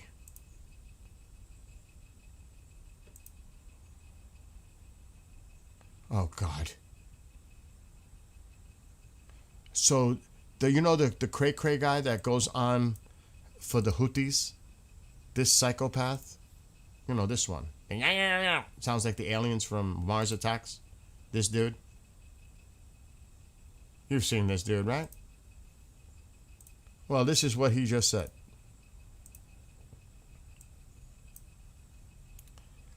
Pretty much.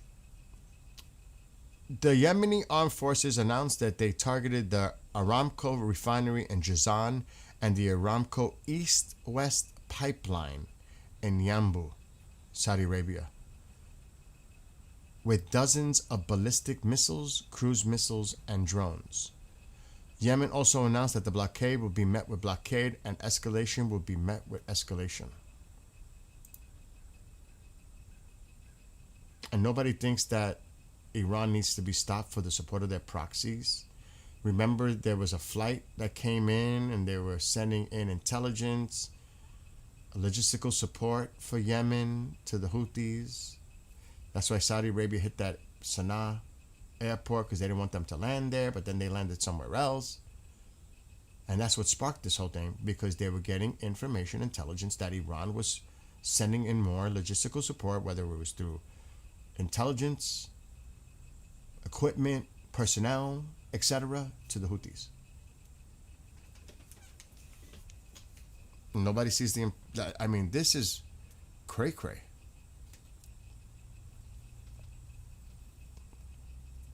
You think the Houthis just came up with all these ballistic cruise missiles and drones by themselves?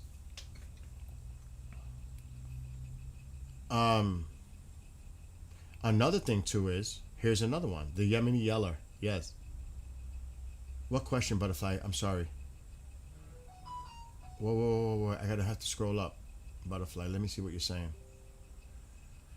Do you think all of NATO joined instead of sitting back and complaining about the decrease of their economy due to the oil crash, that we could all overrun the strait? I think Iran would have no match if it was a NATO alliance kind of deal, they would be overwhelmed beyond. But that's not realistic. That's not going to happen. NATO is not going to get involved as a NATO conflict. They're not. You would have to hope that the UK, as separate entities, nothing to do with NATO, but that the UK, France, Germany, and others, Italy, get involved just to get involved because they have a lot to lose in this too. Not as a NATO, but as independent countries coming to the side of the United States to assist. But not under the umbrella of NATO. Because if you look at Article 5 and Article 6, technically, this has nothing to do with NATO. It is not in any of the wording in NATO that the Middle East is mentioned. It's mentioned Europe, North America, nothing in the NATO chapter says anything about a situation like this. Zero reference. Go look at it. Read it. People keep trying to make this a NATO thing. This is not a NATO thing. Turkey's the closest nation. Turkey, probably, in proximity to Iran. This is not a NATO technicality that you could say, but that does not mean that the UK and Germany and France and Italy and some of these other countries cannot get involved independently, not part of a NATO, but independently getting involved and assisting. It would be almost the same thing, but not under the umbrella of NATO.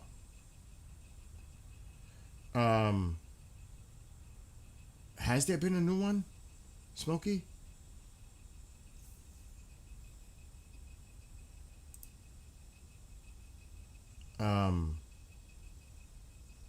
No. Did you read it, Eugene? There's nothing that mentions even that. Go read it. It's clear. No. No NATO nation has been struck. We have U.S. bases in Arab countries. That doesn't make it NATO.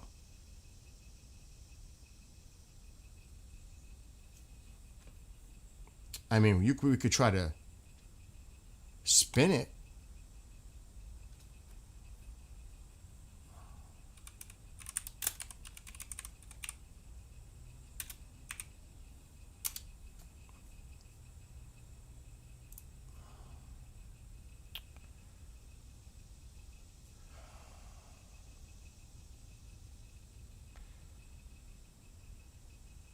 Hold on. I'm actually going to get it right now.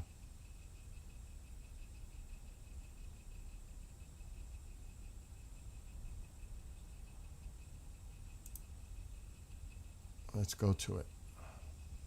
It has nothing to do with that. This was done in what, 49, I think?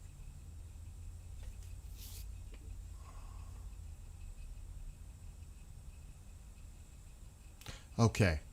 Article 5.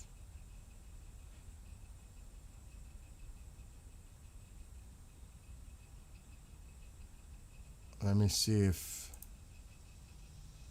that link. We can't be spinning things to think that it's advantageous to us to say, oh, but yes, NATO should get involved. You just can't just do that.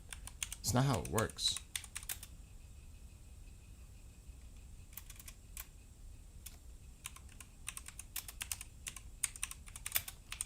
I mean, we got to be realistic here.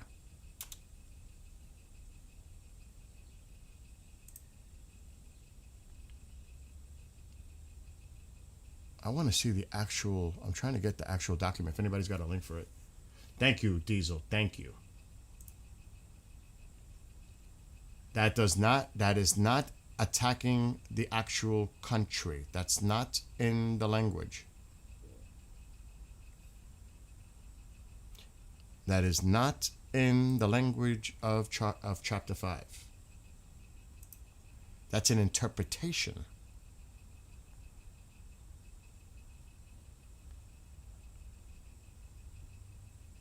North Atlantic Treaty. I got it. I got to bookmark this for future reference because it's going to come up from time to time. Article 5.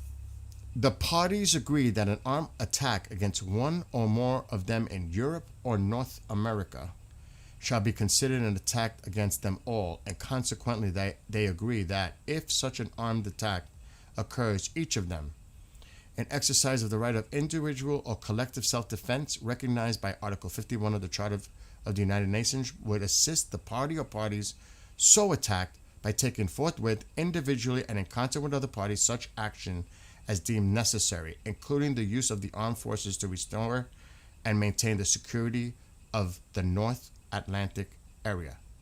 It's specific. There's no Middle East or Asia there. Europe or North America. That's first. Any such armed attack and all measures taken as a result thereof shall immediately be reported to the Security Council. Such measures should be terminated when the Security Council has taken the measures necessary to restore and maintain international peace and security. Article 6. For the purpose of Article 5, an armed attack on one or more of the parties is deemed to include an armed attack on the territory or any of the parties in Europe and North America, on France, on the Algerian Department of France, on the territory of Turkey, or on the islands under the jurisdiction of any of the parties in the North Atlantic, because there are islands all over the world. France has control of this one, UK, United States. Again, I'll read it again. On the territory of any of the parties in Europe or North America, on the Algerian Departments of France, on the territory of Turkey, or on the islands under the jurisdiction of any of the parties in the North Atlantic area and north of the Tropic of Cancer, on the forces, vessels, or aircraft of any of the parties wherein or over these territories, or any other areas in Europe in which occupational forces of any of the parties were stationed to NATO, on the date when the treaty entered into force, or the Mediterranean Sea, or the North Atlantic area of the Tropic of Cancer. That's it. That's it.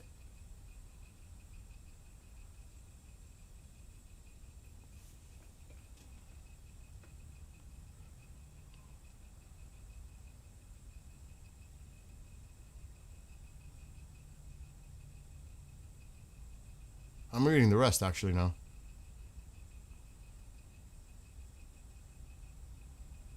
The rest is not relevant to.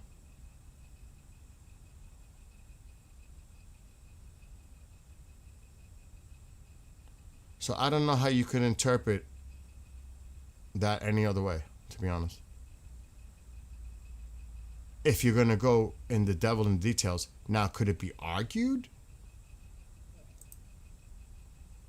It specifically states exactly where. Because that's what it was established for, protecting Europe and North America. That's what it was established for. That's why that became what it became.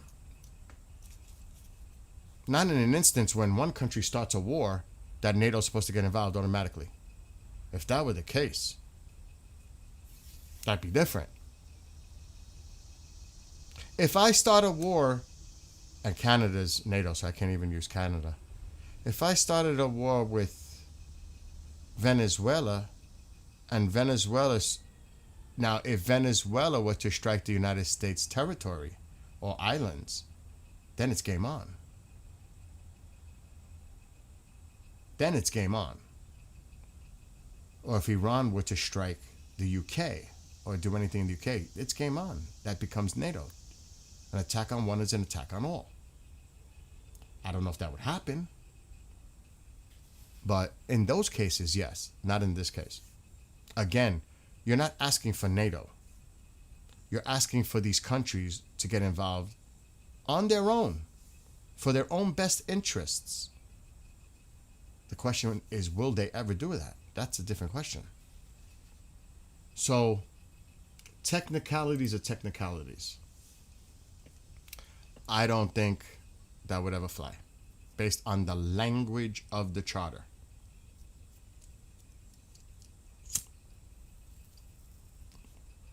So that's just my opinion, though. They're not attacking North America, Eugene. Where is Iran attacking North America? Or an island that is under our control? Where? I don't see any place. Where is Iran striking any territories in relation to the United States or the United States itself? That would be different. They're attacking countries that host U.S. bases. That doesn't make it a U.S. territory, does it? I think the Arab countries would disagree. This isn't their territory.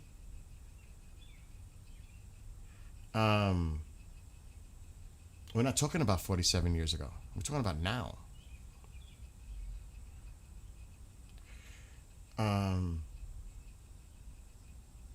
I was using that as an example. Venezuela. Has Venezuela hit any territory? Puerto Rico, I would think is the closest island, right? That's a U.S. Commonwealth. Has Venezuela struck? Now, don't get me wrong. Now that's a little cloudy when you talk about a national security threat to the United States. Is that considered an attack on the United States? Now, that's a whole different conversation. With the drug cartels and arms that come through and who knows what else comes through that border. I've always said, I'm not going after Venezuela. Venezuela was about oil. Even he admits it. He says it like we own it. That's how he refers to Venezuela. And we have the Venezuela oil. He owns it. To me, and I've always said this, national security, it's Mexico. It is Mexico for me. Not Venezuela.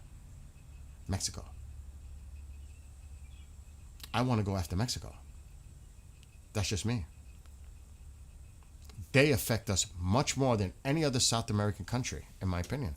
Mexico. That's who we should be focused on. Truly. That's just my opinion, though.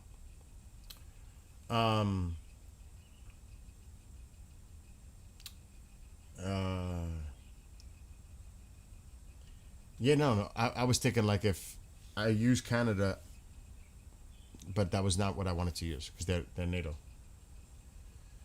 An attack on the NATO country's embassy or foreign base does not trigger Article 5. From that I understand and heard it explained. As crazy as that is, that's probably true. As crazy. But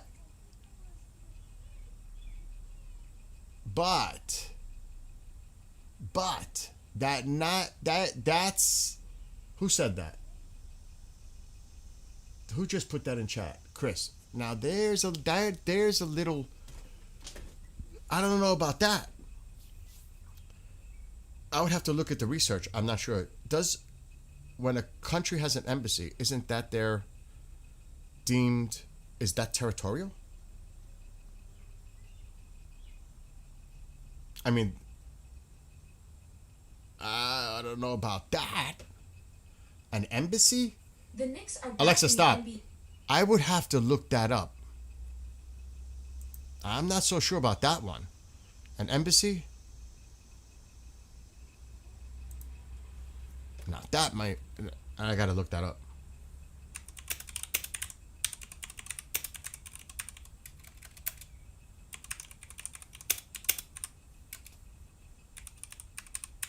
That's an interesting question, actually. Now that one. It's 73 degrees and partly sunny right now. Today's high. Alexa, stop.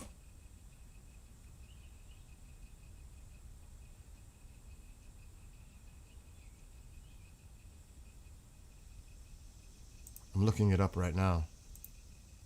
And I'm sure there's just different opinions from a legal perspective. Okay, so the answer would be no. I was wondering about that. Embassies are often described as possessing a special status. That's what I thought. But they do not constitute sovereign territory in the legal sense. The host country retains sovereignty over its soil, air, and waters. What makes embassies unique is the doctrine of inviolability and the concept of diplomatic immunity, which provides protections and privileges to the sending state and its diplomats. Sovereign territory refers to the land, sea, and airspace over which a state exercises exclusive authority and jurisdiction. This includes enforcing laws, taxing, policing, and enforcing judicial decisions. Embassies do not transfer this sovereignty to the sending state. In practice, the host state retains ultimate authority over its territory and can exercise jurisdiction within its borders, subject to international agreements and protections for diplomats. But, remember, key word, from a legal perspective, which could be challenged. Has that ever been challenged legally?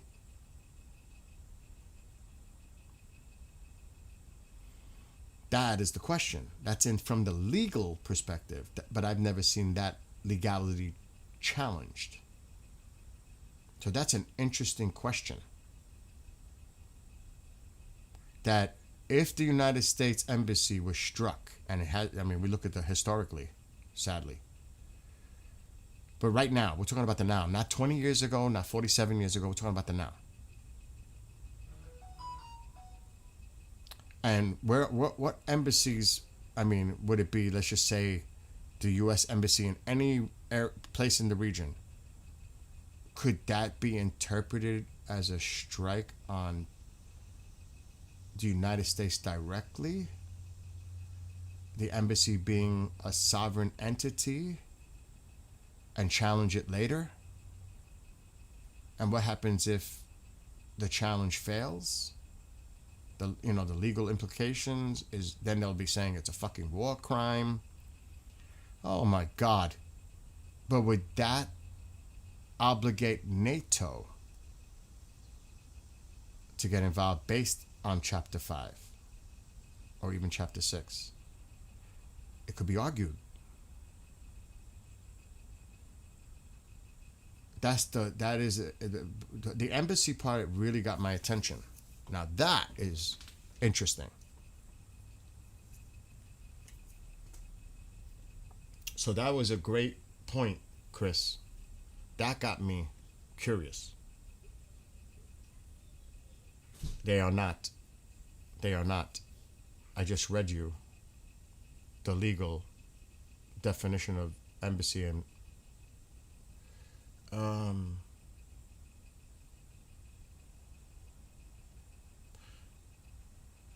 that's an interesting thing all up in you. But we do see the presence of our allies at our bases. It's almost like we allowed the Russians to fly over with satellites over the United States. And the Chinese. That's been agreed upon in some fucking treaty. To my understanding. I could look that up, but I don't want to get drawn out in this specific because I have to do research before I open my mouth. I like to have the research, not just being opinionated and saying, "Oh yeah, this is what." Was that meant for me? Alexa, stop. This is what it's like. This is what the truth is. When that's not the fact. I have to do research. From either, and that's another thing. Half the people will trust right now anything the administration puts out on government sites. The other half is like, I don't believe anything they're putting out right now. So, again, it's in the eye of the beholder, whether you trust or distrust whatever sourcing you use. Because the same one that I might go to might be like, well, I don't trust that. And that's fine. But I try to get documents actual documents, download documents of agreements, treaties, all that. I want to see the words. I want to see the details, what they actually agreed upon or whatever. Not just some opinionated bullshit. You know what I mean? It's hard. It's really hard.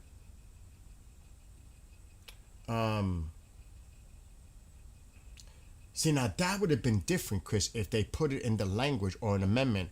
Embassies are to be treated as an attack on that NATO country. Now that would make a difference. Or any bases attacked on foreign lands, is it considered any NATO aligned nation that is attacked by a hostile country anywhere in the world, would it be a NATO? That's different. There's no such language like that. That's why you have people go all the way up to the Supreme Court. Especially in regards to our Constitution or amendments or past cases. And when things like that happen, that's usually how it's done.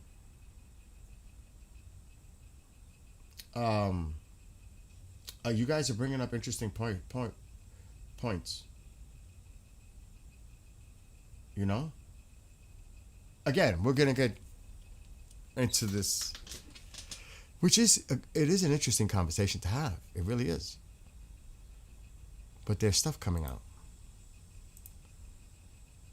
And you know what? Even though we could agree or disagree here, at least we have this kind of conversation. I don't see that these questions being asked in other places and really discussed. Do you know what I mean? It's good to have a discussion on this. It's really interesting to me.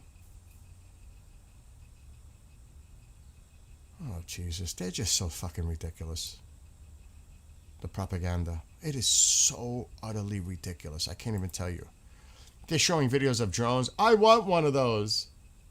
Yeah. And shove it right up.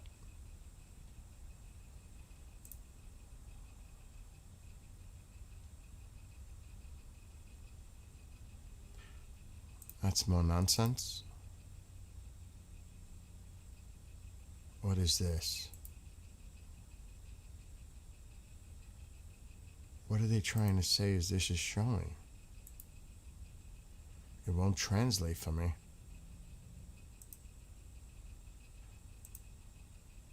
It looks like a sentry, but it's not letting me translate where this could be seen from. Where is this coming from? Maybe I need more information for that.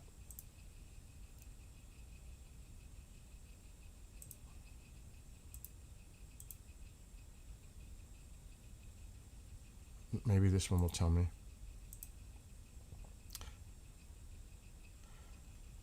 The American plane has just landed at Jeddah International Airport. That's what they're claiming. So these clips is in relation to allegedly we're landing aircraft in Jeddah.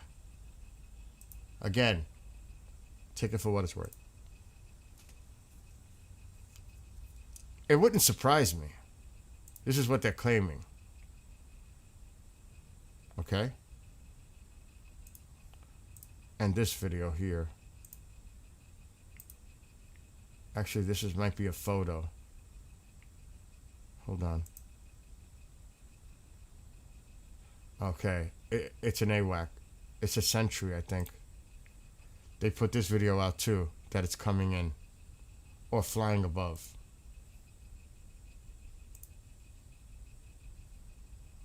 See it? This is what they're putting out there. A close-up.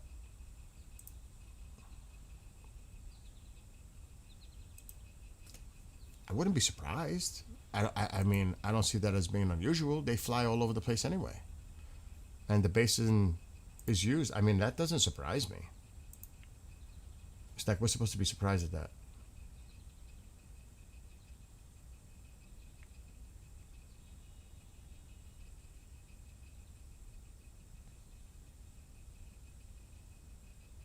They're not happy about Zelensky's post.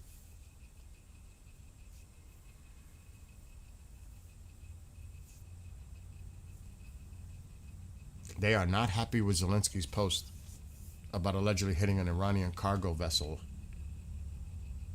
They're actually going crazy on that right now.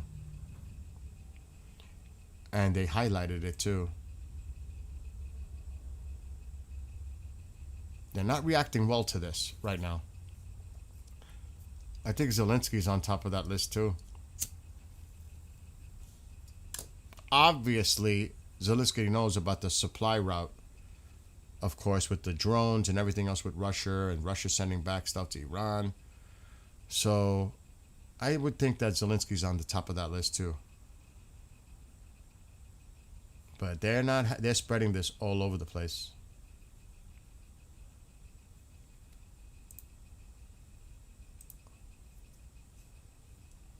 And they already threatened Ukraine sarcastically. We have missiles that can reach you, by the way.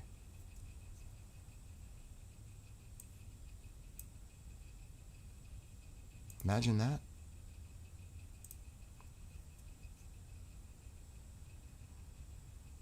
Yeah, this one. They put this image, right? They put this, the range of their missile,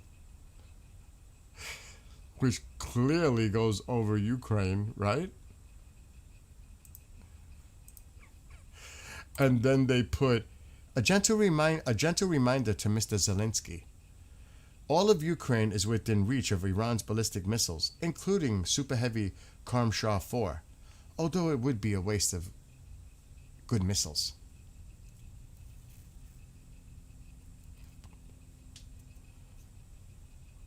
Crazy shit.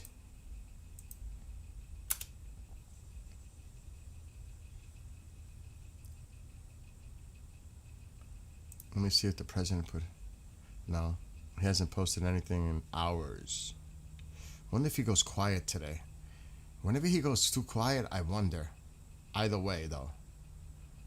Is he about to make a big announcement? Something happened, or... Either way. Because CENTCOM may not announce anything, and they could be getting hit hard. But we would start seeing reports coming out of the region, especially from the supporters of the regime. Attacks happening here, attacks happening here. But I don't know if CENTCOM would announce it, or would they? Like they have been. And if it is the big one, I think the president would wait until it's over. And he might tell CENTCOM, go silent. I don't know. But we would start to see some indications from the people inside Iran. You know what I mean? Any news about China's open stance to support? Oh my God. Maybe, Mom, don't get me started with that again. I believe Xi when he tells me they're not sending weapons to Iran. I believe Putin when he tells me that, it's not going on. They're not selling weapons to Iran. I see, if I'm a reporter, when he says something like that, you stated that Iran is not obtaining any weapons from China and Russia. What about logistical support like components and upgrades and intelligence? Can a reporter ask that question? I would like to see how he answers that. Just me.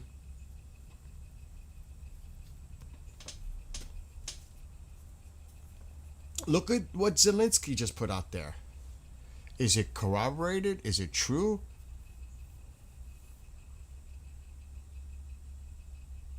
I've always said watch the Caspian Sea. Like, duh. The back and forth between Russia and Iran in the Caspian, it's like nobody pays attention to that. It's like, meanwhile, the Strait, everybody talks about the Straits now. I've been talking about the Caspian Sea for fucking months. Is anybody paying attention to what's going on in the Caspian Sea? Are we turning our head, knowing that there could be shipments coming in from Russia to help the Iranians, and we're just ignoring it? I don't know.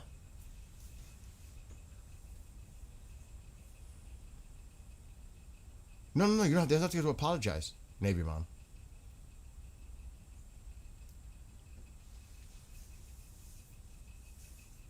Do you see what I'm saying, though? Now, I don't know if this will show anything.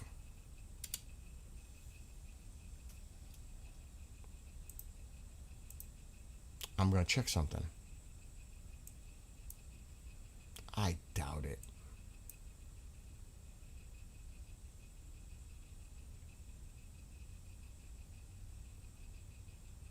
Maybe they did.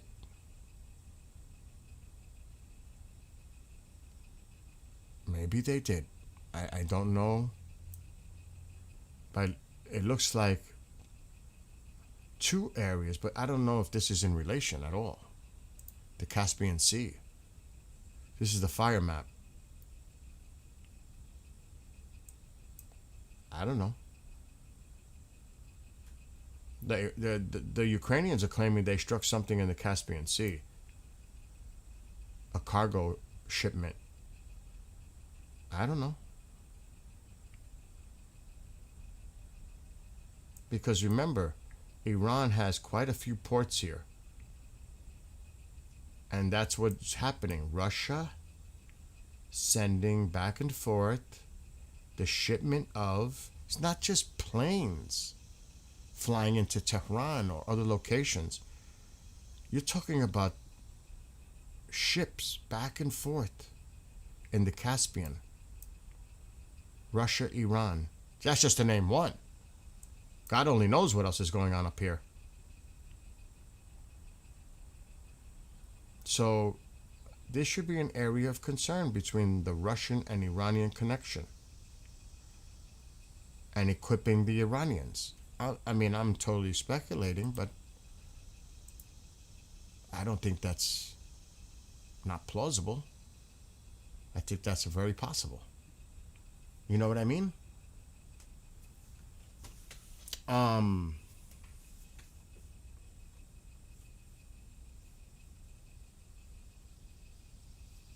Again, I don't know if the claims by the Ukrainians is true. That they struck an Iranian-related cargo ship between Russia and Iran. Maybe we'll hear more about that. God only knows. There's so much stuff out there.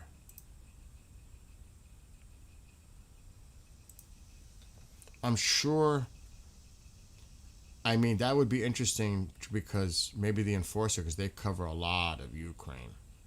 But maybe they'll bring it up. I'm sure they will tonight if they go live. I'm sure. Because that's an interesting development if that is the case.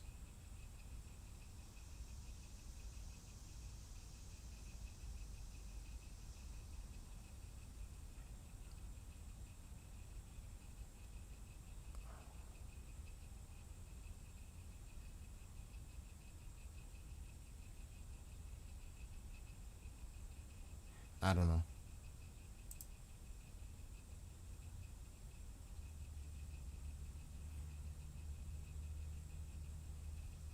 All they're talking about right now is what's going on in Saudi Arabia. Shin, you know, that's all they're talking about right now.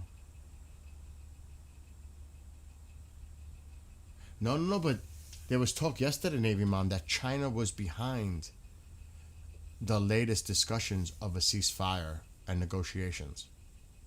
That was put out yesterday. With China's help, I read that yesterday. China is involved in trying to get them back to the table. I wonder if Xi called the president up and said, give it one more chance. Like, because that's what they do. They keep calling him and saying, see if you could get to a diplomatic solution. See if you could. And it looks like maybe the United States reached out for another ceasefire, returned to the table, but Yemen has to be included this time as a ceasefire in that part of the world. Saudi Arabia and Yemen need to cease. That's another thing to observe. Will there be more retaliation between Yemen and Saudi Arabia? If that starts to wind down, could that be an indicator? Do you think Yemen would lift their blockade?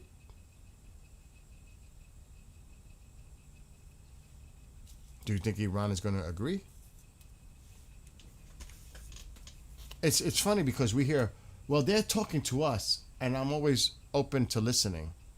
But meanwhile, it sounds like we're reaching out to them to try to get to a ceasefire if they agree. But Iran's not going to agree, in my opinion. So, is both true? Do you know what I mean?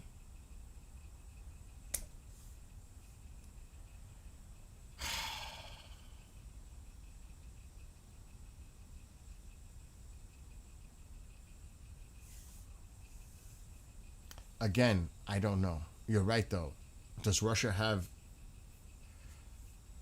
I mean, even Iran. Does Iran have enough in their stockpiles or arsenal to send Russia or anything else? Does Russia have anything that it could send to Iran? I don't. That's a great question. Great question. Um,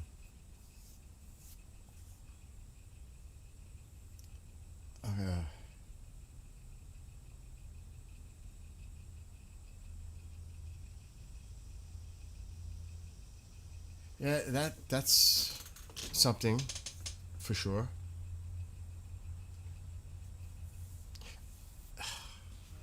Like the day is young. It's not even 10:30 a.m. here.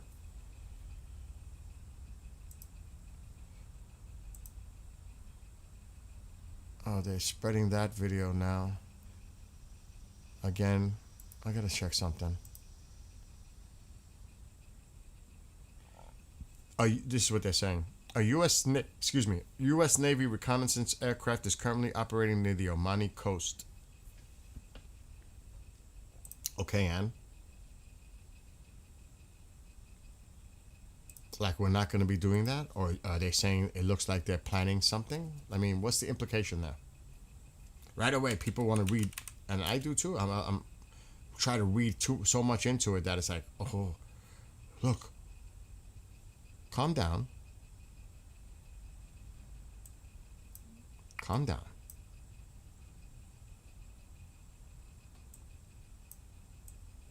Matter of fact, I'm looking at Flight Radar right now.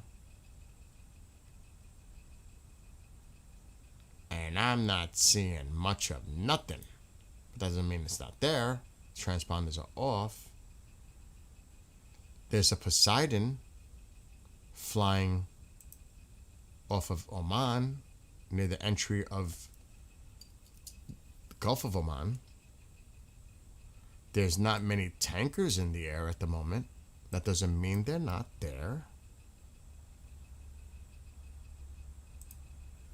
But that is pretty quiet, to be honest. Doesn't mean, like I said, this just took off. And this just took off. So will we see more be taking off from Ben Gurion, Tel Aviv? Very possible. This looks like a C-17 or something smaller. Yep, C-17. Could that be heading to Erbil? Or somewhere else in Iraq?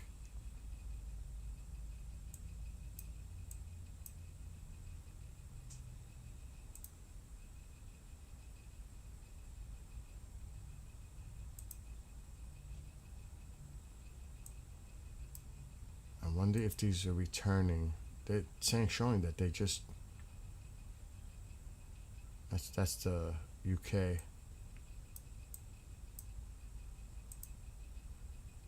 A super galaxy. It looks like it's heading overseas back to the States.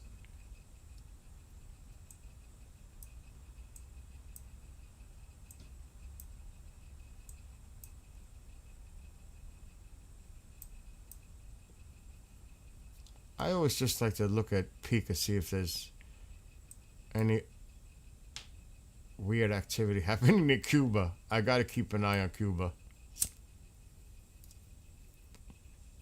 I think Cuba's coming really soon. I think it's definitely gonna happen before the midterms. I truly believe it's definitely happening before the midterms. There's just no doubt about that. Because it would change the conversation.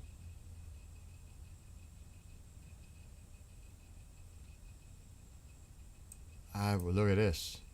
What's up with this?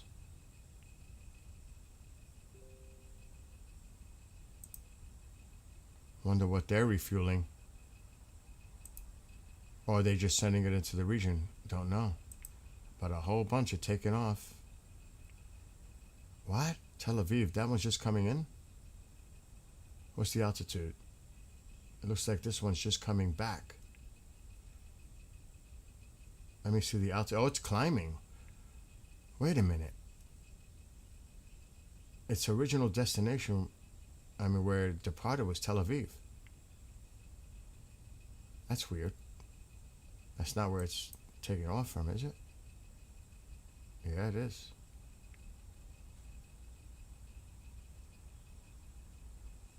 India. So it looks like more tankers are taking off from Tel Aviv. There was 2, now there's 3.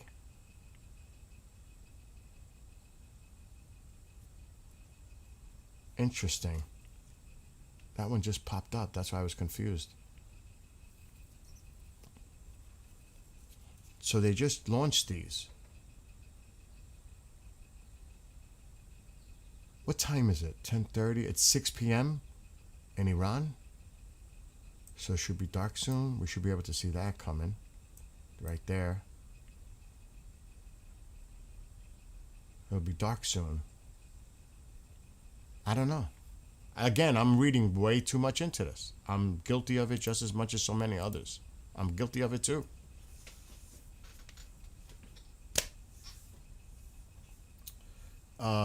It's early. Yeah, it's early. You know, you guys put that word in there.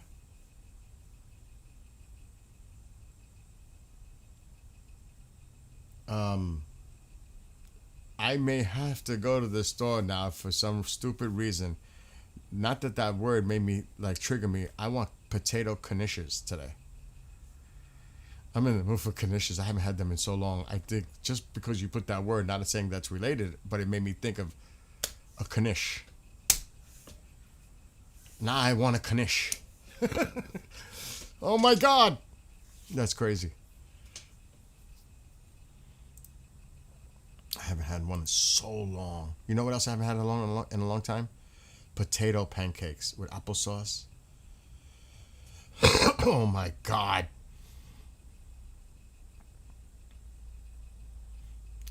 Telegram is quiet.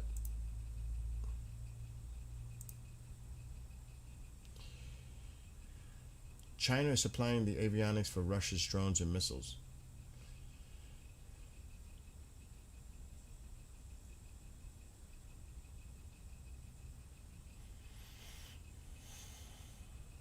I wrote another song last night, but it's not.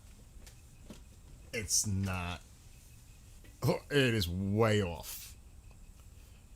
It is not something I typically would write about, but I said, I want to do something totally different. I don't know if I'm playing it right now, but Psychedelic Dreams. That's more appropriate for the night sky watchers. By the way, there's a meteor shower coming up next week. The big one is coming up in 3 weeks. The Perseids. If clear, you know I'm covering that. But there's one coming up July 31st. I can't think of the name though. Let's see. Whoa. Fringe sent me something. Shit. I'm sorry, Fringe. I'm seeing it now.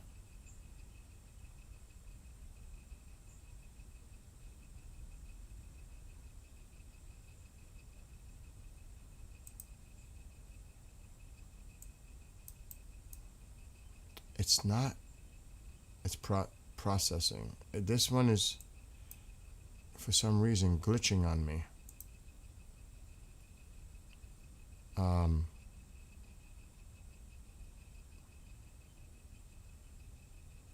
Fringe. It's very slow to react on the zooming. Maybe I should use a different browser for it. It is very glitchy.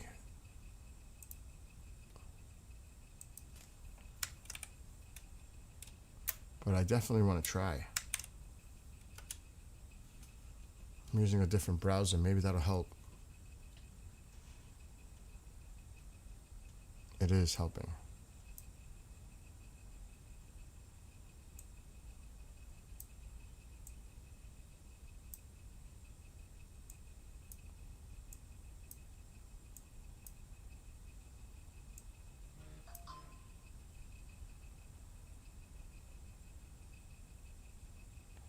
I'll save it.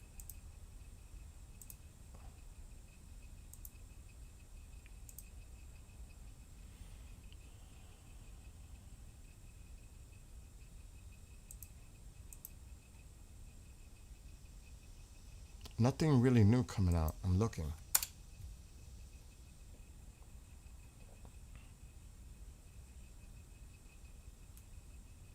Oh God, should I even check their propaganda? I might want to see if they're reacting to any of this talk about a ceasefire. I want to see if they're talking about it. Because that's the one thing that caught my attention this morning. This talk about a possible ceasefire trying to be worked upon between the two. Actually, more than just the two.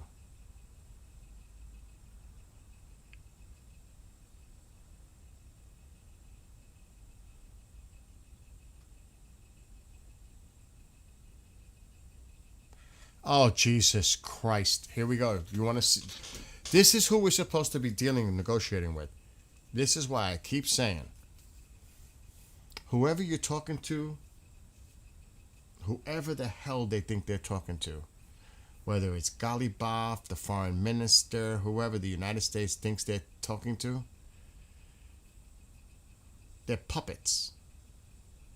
They don't have any authority whatsoever. They're just talking puppets for the regime, for the IRGC, for the hardliners. That's why I don't understand. I just don't get the logic in it. I get it. I mean, I really don't get it, but I get it. Market manipulation, there's so many other things. But this is just insane.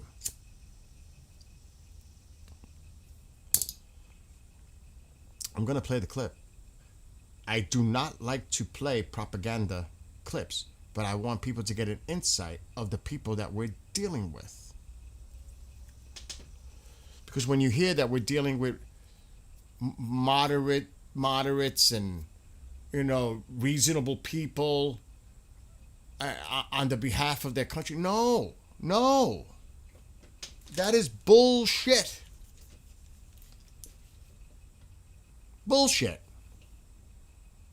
I mean, I feel at times I'm almost being gaslit by the bullshit.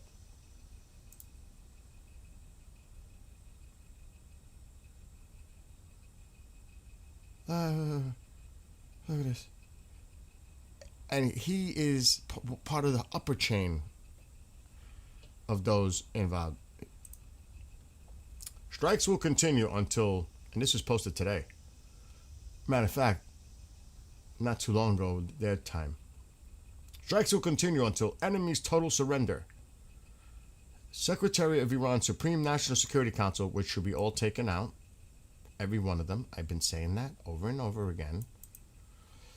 It's not just the people you hear about. Says ongoing strikes against U.S. targets will continue until the enemy's total surrender and in retaliation for the massacre of children. Look, just look at this. Every column of smoke in the region means that a U.S. military, security, or financial center has been targeted. He added the continuous and targeted strikes by Iranian fighters were the lashes of the anger of the awakened Iranian nation upon the back of the system of domination, and will continue until the enemy's total surrender and revenge. I told you about that revenge shit. Is taken for the blood and the oppressed children. Look at this propaganda.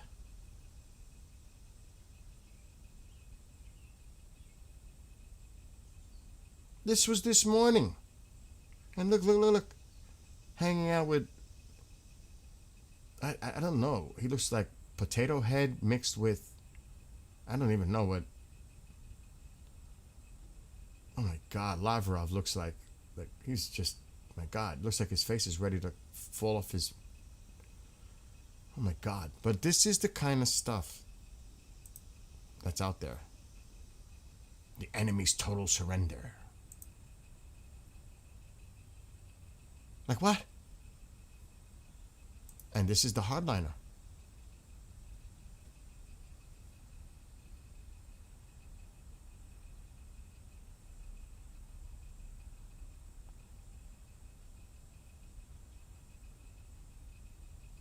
What? Discusses attacks by this.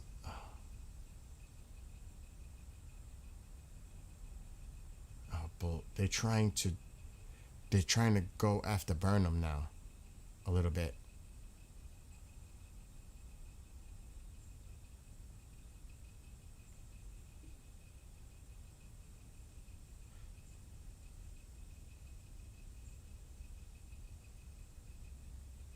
Look. Look at this one. And this is, remember, this is their press TV. I'm just showing you. 4 hours ago, Secretary of the Supreme National Council, the same idiot that said the thing above, operations to continue till the enemy fully surrenders, blood of the innocent Manab children avenged. This is, and we're supposed to deal with these people? You know what I'm saying? Like, what the hell?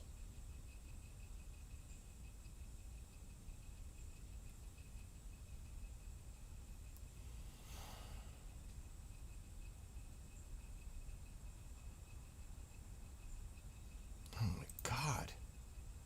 They put this out this morning. Which Persian Gulf power plants fueling U.S. war machine are in Iran's crosshairs? So in other words, if the United States launches a large-scale attack, they already got their targets ready to go. And I told you that, and so did Moses. And I'm sure you guys figured that out. They're going to target their power plants. They're going to target their energy infrastructure. They're going to target. But this is the kind of bullshit that they put out. In English, too. A closer examination of 4 major power generation facilities located in UAE, Dubai, Qatar, and Saudi Arabia.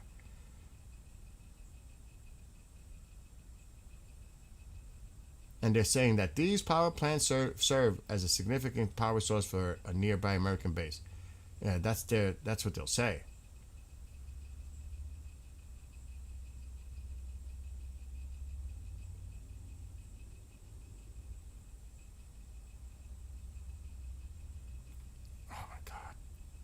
But this is the kind of stuff that they put out there on their press TV. You can only imagine what they're saying on live broadcasts in Iran. Do you think the broadcasts are about negotiating with the United States, honestly? Or about revenge? We want blood. Trump, this, that, Netanyahu. You think they talk anything about a negotiation on their state-run media? That's the last thing they want to show on their media. Because to them, that would be like showing weakness to their own people, not just to themselves. And we're supposed to enter negotiations with these insane people? I mean, seriously? No, no. It's a delusion.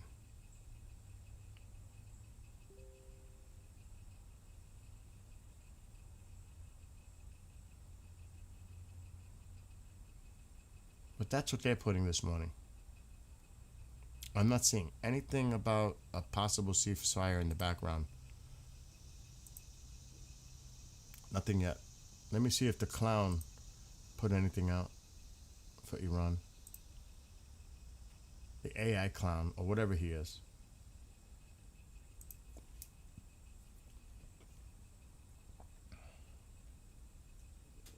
No. No. But he did say this yesterday. He did say this yesterday. And we're talking about negotiations, right? Look what he put yesterday. This dude, or AI, or whatever you want to call him. AI Ali. From now on, we will only negotiate with rockets. AI Ali said this yesterday in a post. From now on, we will only negotiate with rockets.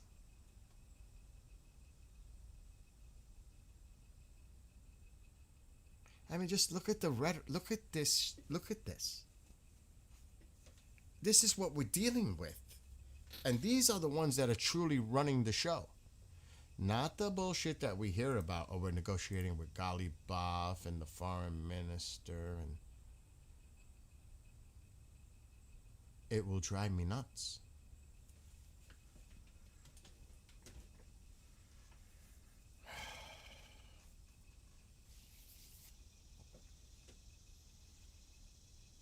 I have not seen any conclusive confirmation or evidence that what was said on social media is happening. As far as United States reaching out to try to have a temporary ceasefire again and resuming to the MOU, but now Yemen has to be part of it. I have seen nothing yet. These are some of the claims that were happening early this morning. I'm looking for it. I see no mention of this anywhere. And definitely no mention about Pickaxe Mountain getting struck.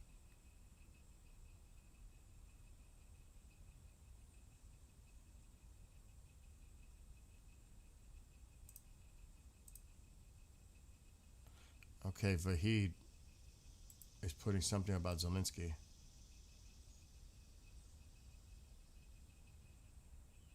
Oh shit, wait a minute. Those fires might be correct. On that map we showed?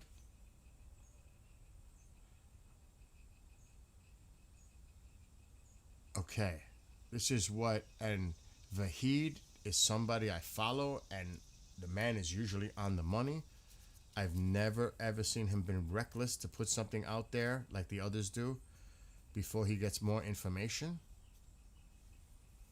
Vladimir Zelensky, the president of Ukraine, announced that Ukrainian forces have targeted a Russian warship and several vessels in the Caspian Sea, which he claims were being used to transport military cargo related to Iran. In a message on X, Zelensky stated that Ukraine had achieved very good results in last night's long-range attacks in the Caspian Sea. He added that among the targets were vessels that were allegedly used with the participation of Iran to transport military cargo.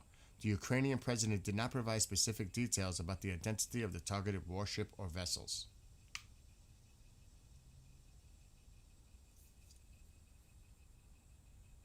That's starting to get a lot of attention right now.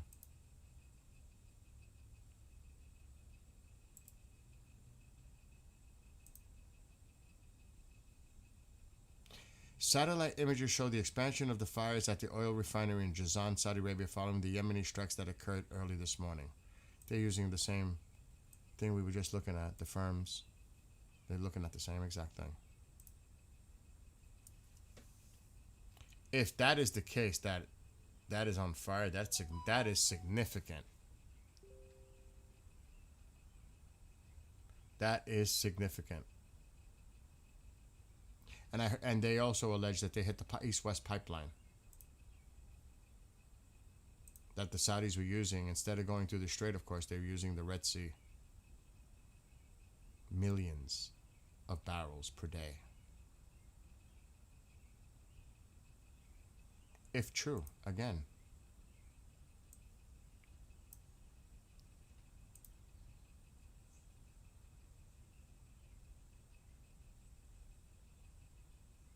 Whoa, whoa, whoa, whoa, whoa, whoa, whoa, whoa, whoa. What is this?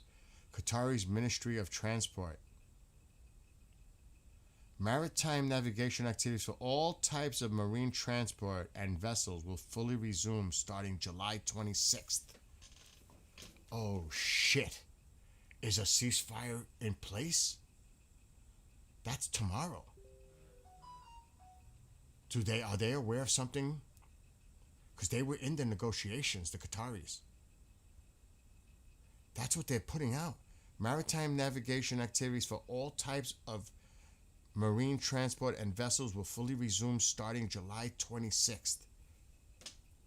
Oh, come on. Come on.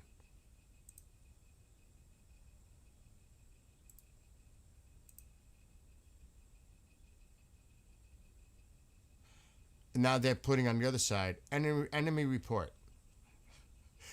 The attack that was planned for yesterday has been postponed to an unspecified date. Yeah, an unspecified date because there's something going on maybe behind the scenes. Holy shit.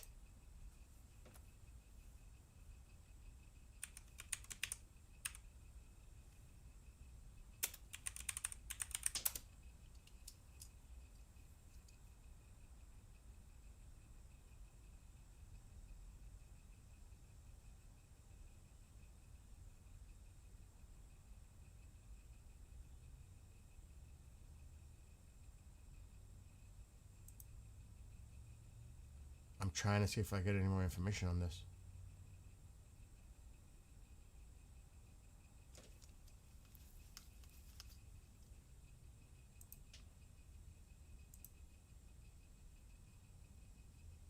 Or is that just bullshit?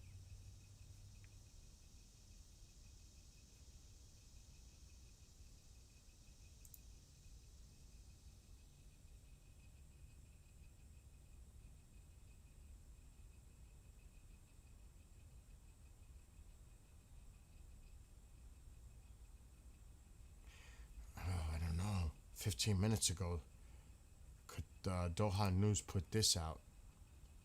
But not about that specifically. But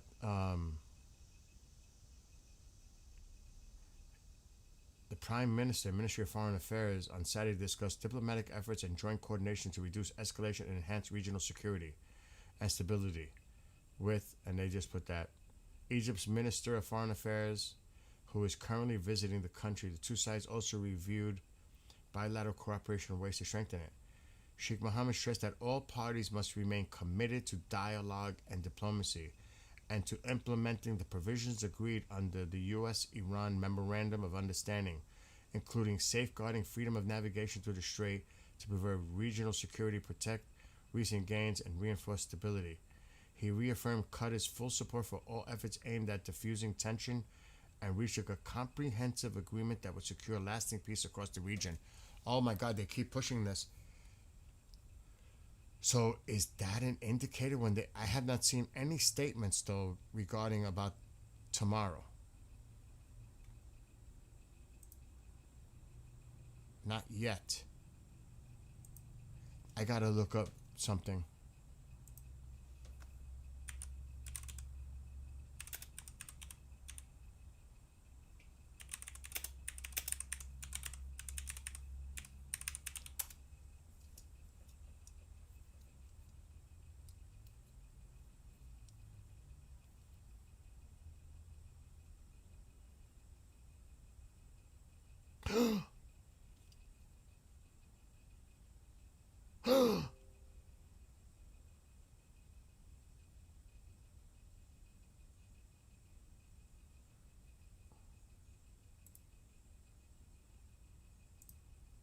Did they? They put a statement, but I don't know if I can translate that. They're announcing something like that.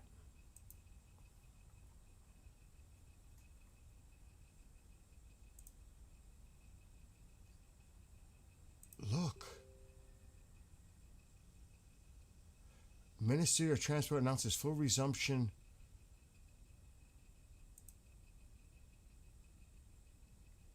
of maritime navigation activities.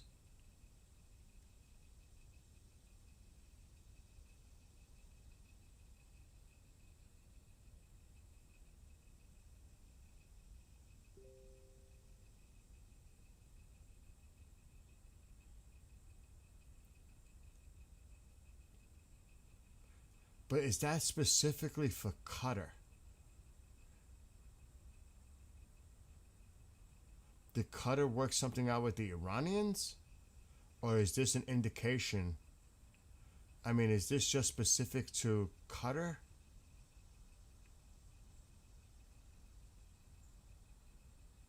Or is that an indication for the strait itself? I don't know. The Ministry of Transport announced that maritime navigation activities can now fully resume for all types of maritime vessels and ships as of tomorrow. Urge everyone to abide by the maritime regulation instructions in effect. Make sure all necessary safety and security equipment are on board before and during sailing to ensure highest levels of safety and security for all trips. I don't know. I don't know if that's just Qatar worked out a deal with Iran not to strike any vessels, or is this an indicator about something bigger going on? I don't know.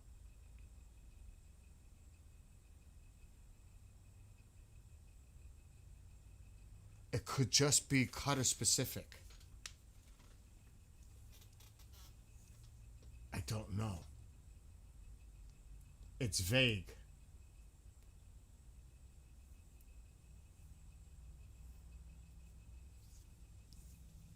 I don't know. It's very vague.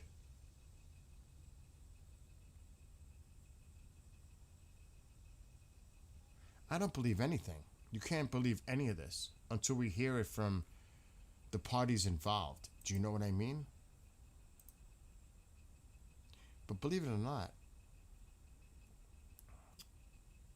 you keep an eye on this and then you see that actually something did develop. You say, oh shit, they were right. Something is going on. I wouldn't be surprised. I would not be surprised later on this afternoon the president announces a temporary ceasefire with Iran. They are begging for a deal again. They know what's happening right now and what could be coming to them and all that stuff. And the only thing is Iran going to agree at this point?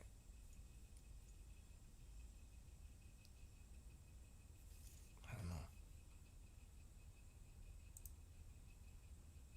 I don't know. But it's kind of odd. Like yesterday was odd. We had a feeling something was off. There were no strikes announced by CENTCOM last night. I didn't see no crazy stuff on the Telegram accounts by the people that cover it for Iran.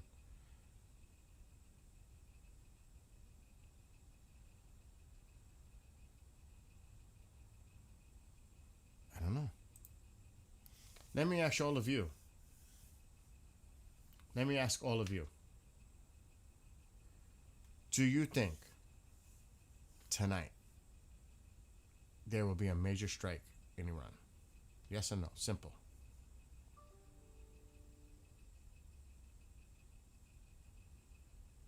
I agree, Smokey. I agree. I agree with you.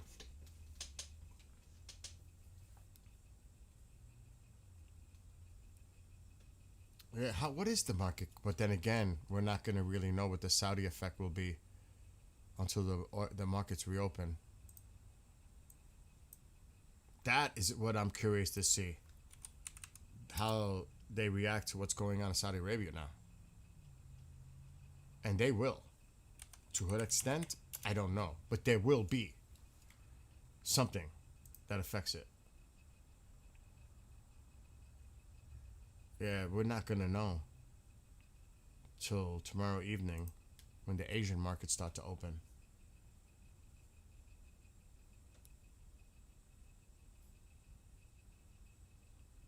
Wow. No, no.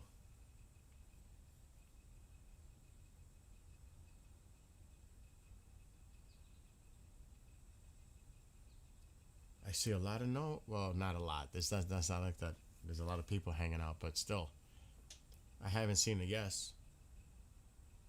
Oh, Butterfly says yes, absolutely.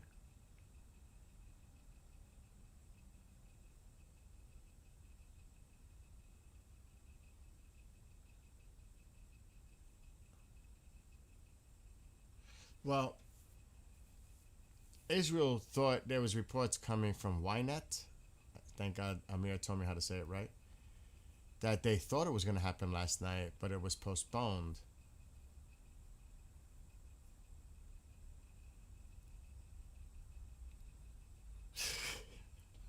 Navy mom, I'm with you. I give up trying to speculate too. Because, like I said earlier, I wouldn't be surprised we hear there's big strikes going on tonight, love taps going on tonight, or a ceasefire is announced at some point later this afternoon. I wouldn't be surprised if any of those three things happen. I would not. Because we've been here, we've done this, been here before. I remember getting so excited that we're about to take the regime out, smash them, to finish the job, only to find out a few hours later they reached a ceasefire agreement. They're talking next week. I'm like, you know how many times I've been emotionally roller coastered during this for the last 3+ months since the ceasefire was put into place to begin with? Too many times. Too many times to believe nothing's impossible. Anything's possible. Seriously, anything is possible. Like Diesel saying the same thing. Yeah, maybe, possibly. Yeah. Oh my God.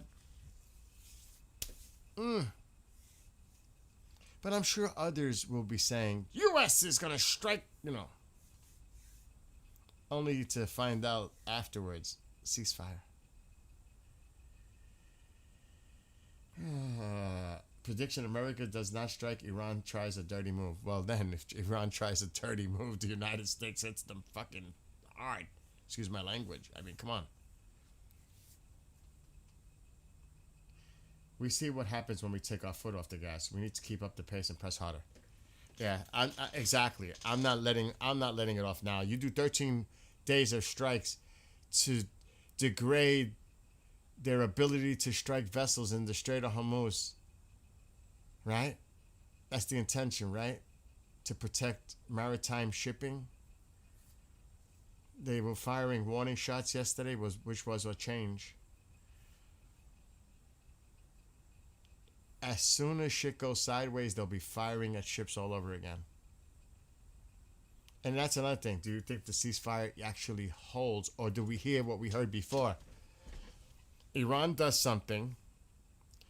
We're retaliating in a defensive measure against targets in Iran, like Qashem, Sarik, all these other places, Bandar Abbas, all that.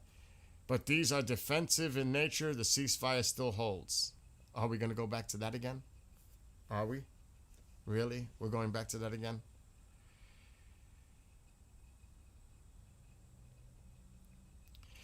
I mean, I don't know. I'm with you. Full throttle. Let's go. Let's go. The only thing, like I said earlier, the ramifications are the consequences. If Iran really targets the oil infrastructure, it's going to affect the global market big time. And if that, I mean, how long does it take to repair that damage where oil starts to flow? It's not just about us, it's global. The global effect. The global effects affect our market as well. Though people say, but the oil is flowing from Venezuela. We have so much oil. You think if OPEC or any of these nations raise their prices, the United States companies are going to be like money ka-ching signs flying over. You think they're going to keep their prices at a certain rate just to take less profit when it's going up? Oh no, we'll sell it for we'll sell it to you for a discount. How's that? Come to us. We'll send it. What about the supply and demand on that? You think the United States has an endless stream of oil? Venezuela? You're crippling the global economy. It and the Iranians know this. And they will use it to try to get some kind of concessions during the negotiations with the United States. Like I keep saying, unfreeze our assets, please. Remove some of your sanctions. You know, all that bullshit with people we can't trust. Because the first second they'll betray all that. Oh my God. I've never really looked at New York Prepper. I have no idea. So I wouldn't know. I can't comment on it. Oh my gosh. Navy Mom.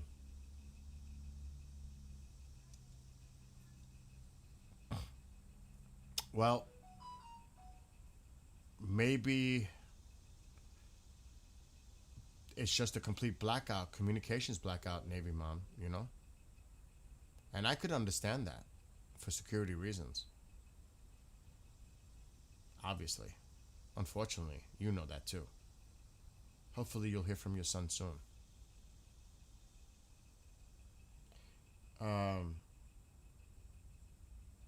Yeah. So again, we could talk about this all day long and drag it out, and I don't want to waste any of your time. You know what I mean? I really don't. I think we covered what's going on recently. It's quiet right now. What time is it? It's like 6:33 p.m. in Iran. Let's see if anything happens our time, my time, Eastern, this afternoon. Keep an eye on Truth Social. You might get an update from the president in the direction that he's choosing to do right now. Is diplomacy actually something that is legit? Ceasefire? Back to the MOU? If he's quiet, I mean, it can go either way. It really can. Because when he's quiet, that's when I'm saying, uh-oh, something's up. But what is this something's up? Is he going to announce a ceasefire? Or is something going down and then he makes an announcement, we just did this. Will CENTCOM come out with their statement like they have been for the last 2 weeks, other than last night? And is it a love tap or a love slap?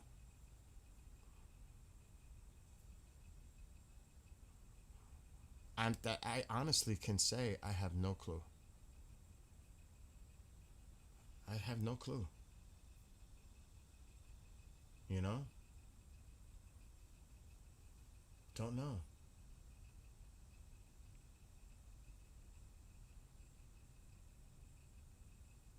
Well, again, we're here to have a conversation whether we agree or disagree with each other.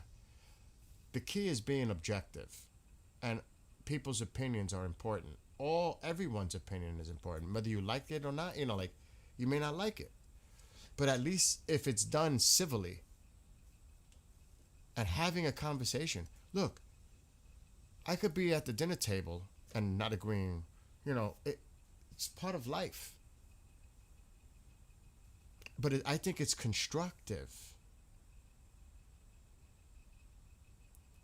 Talking to each other and listening to each other, I think that's how things get resolved. compromise. And again, looking at things from different perspectives, from different points of view. Like what you guys say, I might have thought about something specific and you changed my mind. I'm willing to change my mind. I'm willing to say to myself, you know what? They're right. I was wrong about that. I don't have a problem. My ego is not hurt if I'm wrong. It's not. Because I'm an objective person. It doesn't affect me that way. Oh man, I know they're right, but I can't admit it because if I do, then, no. Bullshit. If I'm wrong, I'm wrong. A lot of times, I hope I'm wrong. You know what I'm saying? I've already written songs like Let's Do This, like Let's Go, Let's Finish the Job, Groundhog Day. I've already written songs about this whole thing. A song dedicated to the military, Navy mom's son played it on the ship. I've already done a lot of this. I even wrote a song about Tusi, what he does. Songs dedicated to the Iranian people. I've done so much of that.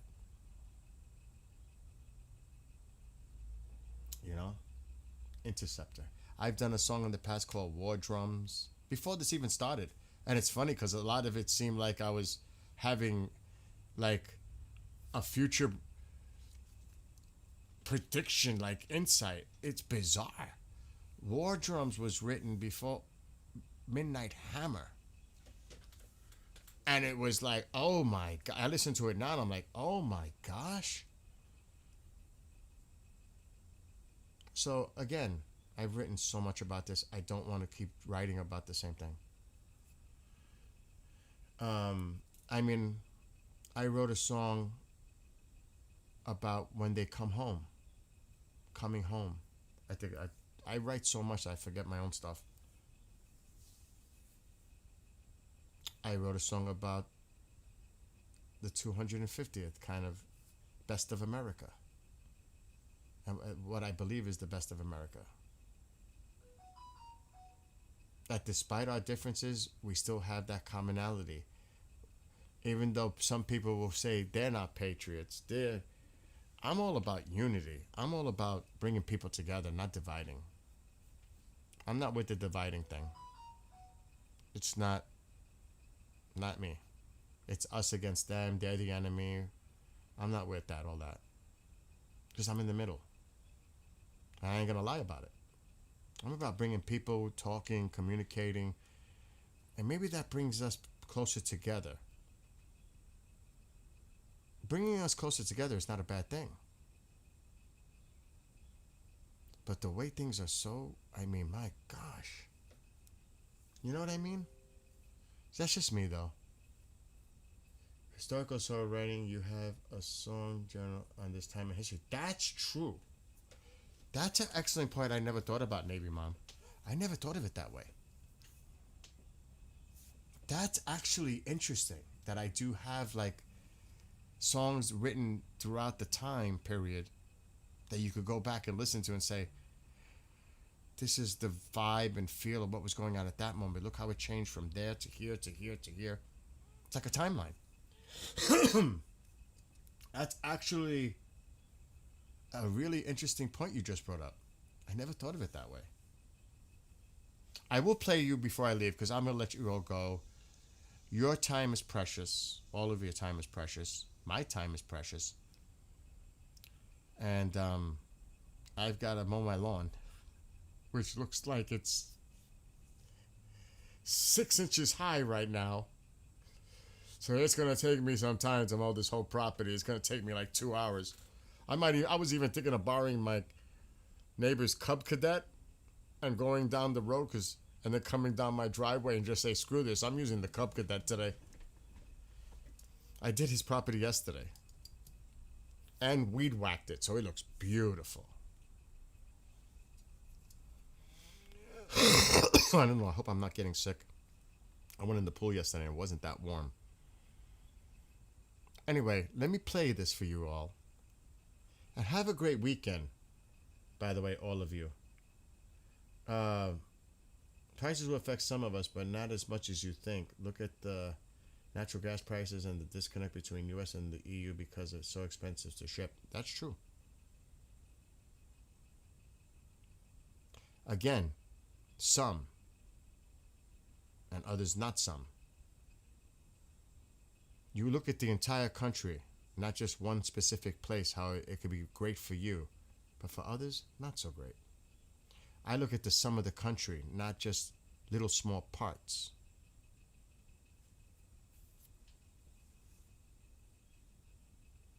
You know what I mean? I mean, it's almost like selfishly I could say, oh, I have solar power. I don't pay for utility. I pay $44 a month. Whoopee-doo. Meanwhile, others use these utility companies are paying hundreds and hundreds of dollars. Also, selfishly, I'm doing great. But what about everybody else?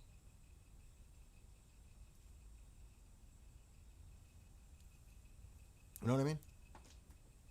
The country as a whole. But a lot of people just, a lot of people just think about their own selfish needs and interests, and they don't care about what everybody else is going through. And don't get me wrong. When I put my solar panels, I wasn't thinking about everybody else. I'm thinking about myself. How it's going to affect me. So to be fair, I'd be a hypocrite if I'm not looking out for my own selfish interests either. But I think everybody is, right? Especially cost reduction, all that. Who wants to spend more? Nobody. I don't think anybody in their right mind would say, oh, I'll just spend more. It's fine. It's all good. I think anybody rational would say that. You know what I mean? You vote for the Cub Cadet? I paid $44.01 on my utility bill on Wednesday. And it was very hot this month. $44. I had the ACs pumping the whole time, the pool pump, everything's going. I'm like 24/7. $44. So much for that type of energy, right? Just saying. Screw the utility company. I would have paid $500 this month, easy. As a matter of fact, how much energy did I use in July? I can look that up. I have real time. I could actually look that up. Then again, like I always say, just because it works for me doesn't mean it's going to work for you. You may not use that kind of power, which it doesn't even make sense to get it. Because your utility bill, you don't use that much electricity. Your utility bill isn't really going to be what it would be the cost to put the panels in. See what? For a lot of people, it makes no sense.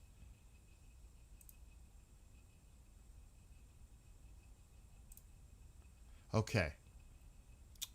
So as of right now, but I'm not using AC or the pool's not on. I am producing, or actually let me go to real time. Dismiss, life status. I'm actually looking at the last life status of my panels right now. I'm producing 5.5 kilowatts. I'm only consuming 1.1. I'm exporting back to the utility company, which I get credits, 4.4. Because nothing's on. AC's not on, the pool's not on. And it's sunny. I'm actually giving them quite a bit right now. Now I'm going to look at the month. Sometimes I get scared to look at the month to see because I know I'm using a lot. So I'm going to show you so far up to date for July. I'm going to take a screenshot.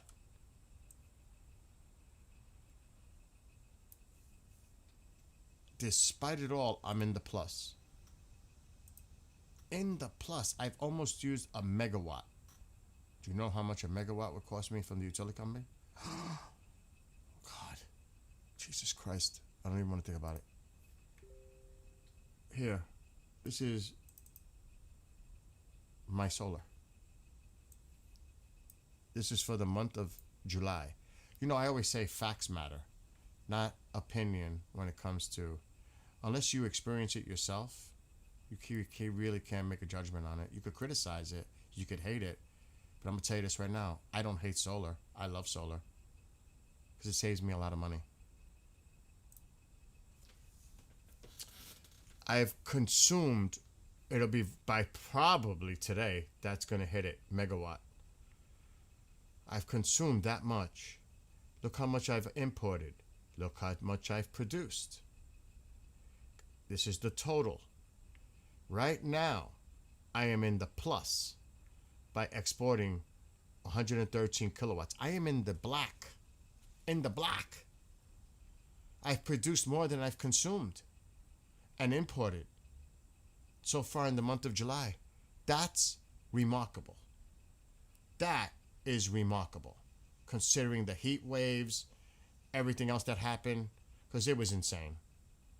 I'm still in the black,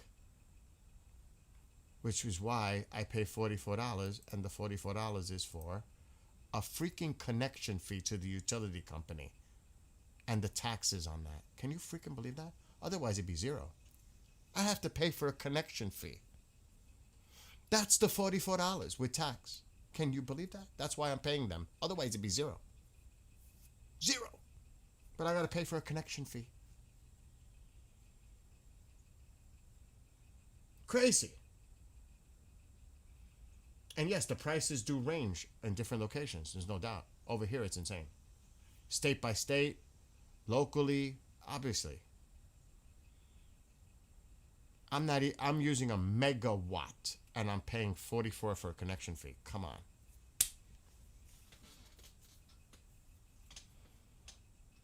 It speaks for itself. And like I said, depending on you know local prices, you know, your utility rates where you are, it's different for everyone. My house, okay, so when I did the solar, I had to fit a certain threshold criteria. They were not going to put these panels if two conditions weren't met. Also, the production point, they did look at the numbers. How much electricity I used yearly, monthly, for the last 2 years, like prior to all this. They also look at the amount of sunlight and the angles the panels will get to produce, and the state of your roof itself to hold the panels.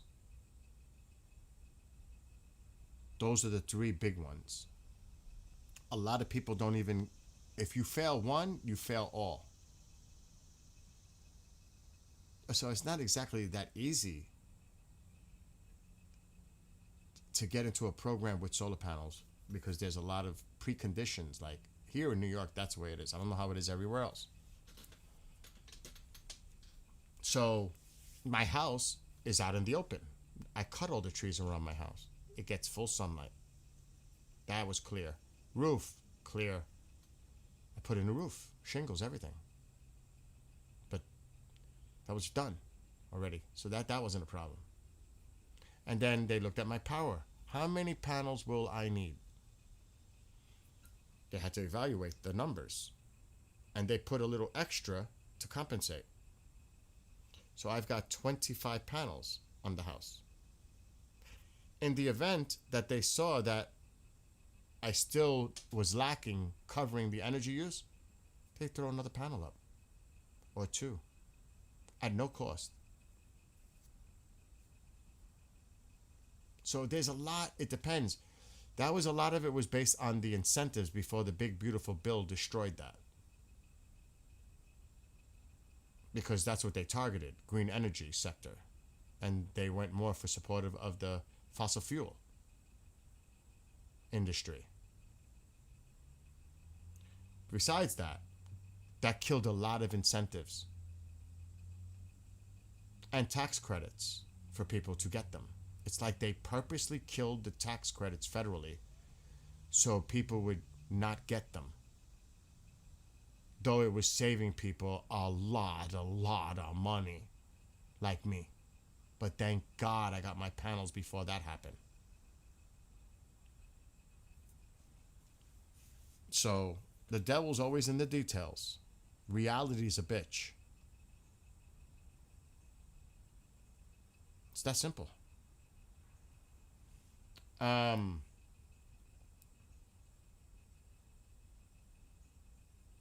Anyway, let me play the song before I go, because I gotta get going. I gotta do my lawn. But I want to see what they're posting first. You might like the song, the lyrics. I think Will liked it. He's the only one that's heard it so far.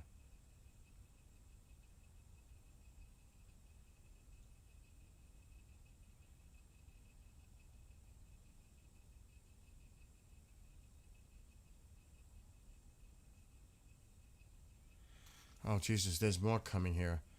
The news website. Oh, they're doing the YNet connection too. That the president said it was a consideration for that it would begin last night into tomorrow to this morning. However, by the end of Friday, they concluded that Trump had temporarily halted the attack and given Tehran another opportunity. According to the report behind the scenes, Qatar and Oman exerted significant pressure on the Islamic Republic to soften its stance and prevent what appeared to be an imminent and extensive U.S. operation. The reports also added that Israeli officials still believe that the understanding between Tehran and Washington has effectively collapsed, and the likelihood of reaching an agreement, a permanent agreement, not the MOU, permanent agreement, that would force the Iranian government to accept U.S. demands is close to zero. According to the report from Israel's perspective, the new opportunity that Trump has given Tehran only allows the Islamic Republic to buy some time and does not change Israel's overall assessment. Here we go again. Do not be surprised you hear a ceasefire MOU bullshit later. Do not be surprised. I'm not going to be surprised. Maybe some of you might be surprised, but I won't be.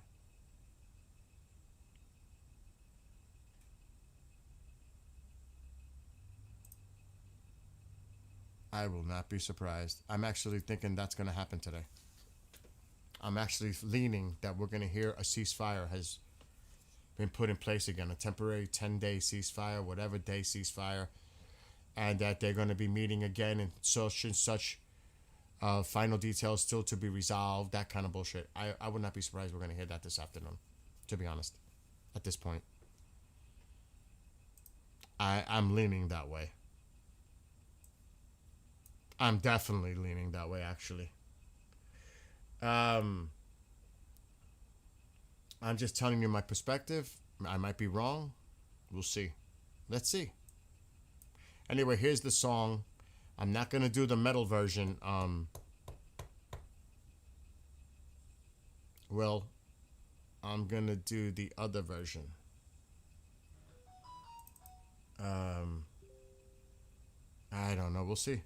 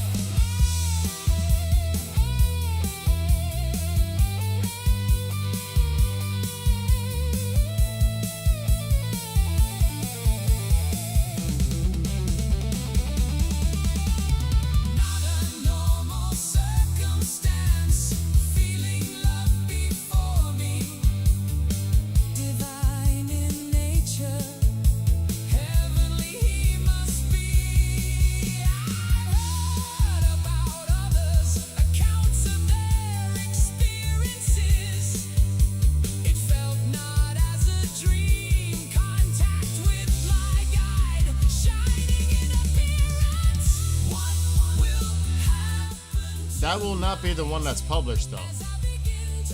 It's just more mellow. I don't want to drive people crazy with the metal version. That will be published. And it's probably going to be this one. This is the one I'm going to publish for that song. It's metal though.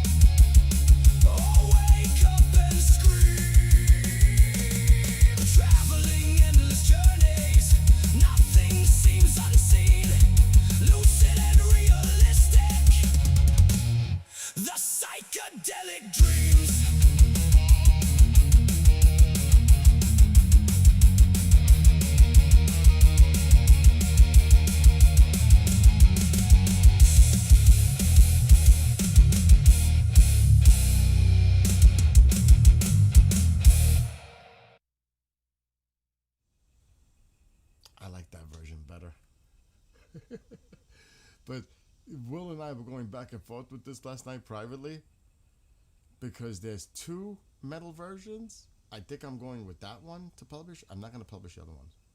The other one I played. I'm going with that one, most likely, because I like it. But there's this one, and it's pretty damn good too. It's metal. I'm stuck. One of these two are getting published, the metal versions. I haven't decided.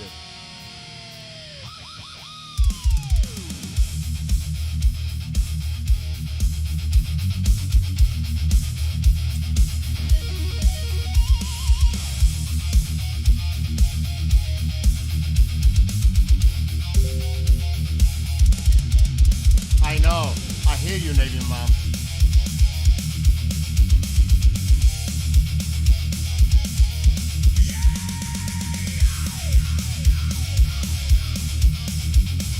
I have another softer version. It's very hard to choose.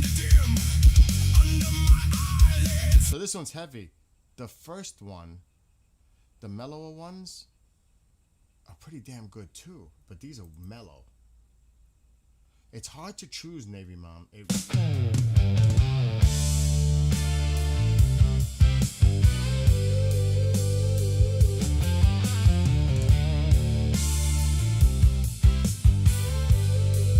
I'm gonna put it on the screen. Hold on.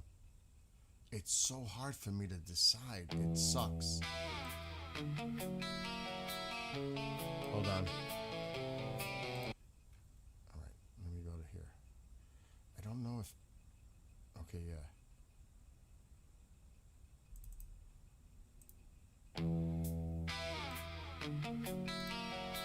It's hard for me, really. It's my lyrics, of course, but...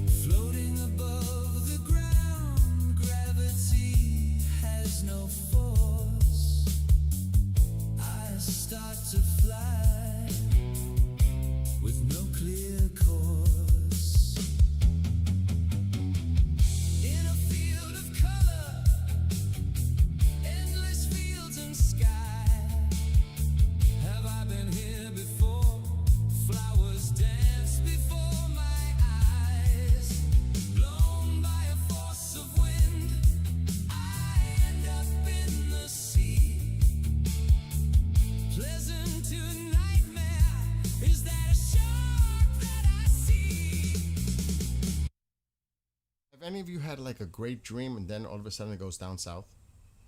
Like it's pleasant. It has happened to me.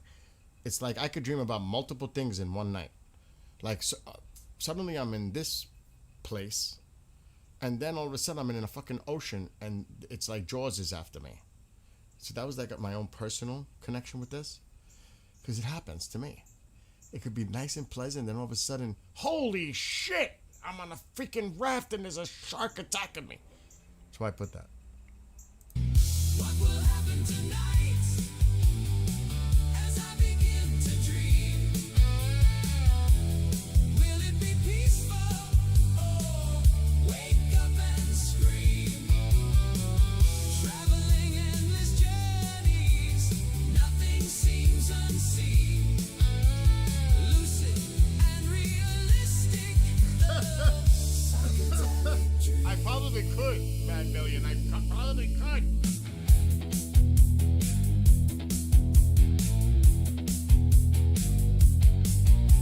Suddenly now here, but where am I? Nothing seems familiar. Am I about to die? Light appears before me. A figure appears out of body. It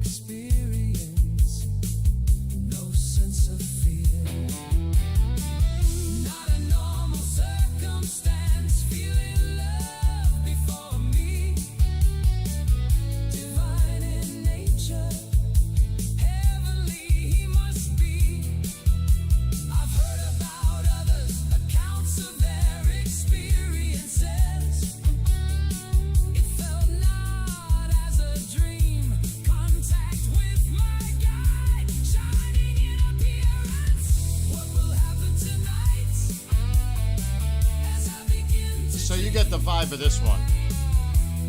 Will it be peaceful? And then there's this one. I'm stuck. I don't know which one I want to use. I don't know which one I want to use.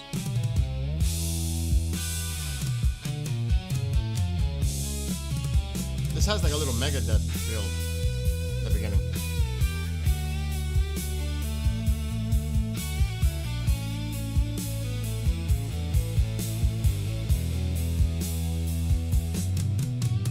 Lying in my bed, lights begin to dim. I'm stuck. Under my eyelids, my mind begins to swim. Floating above the ground, gravity has no force. Man, dude. I start to fly with no clear course.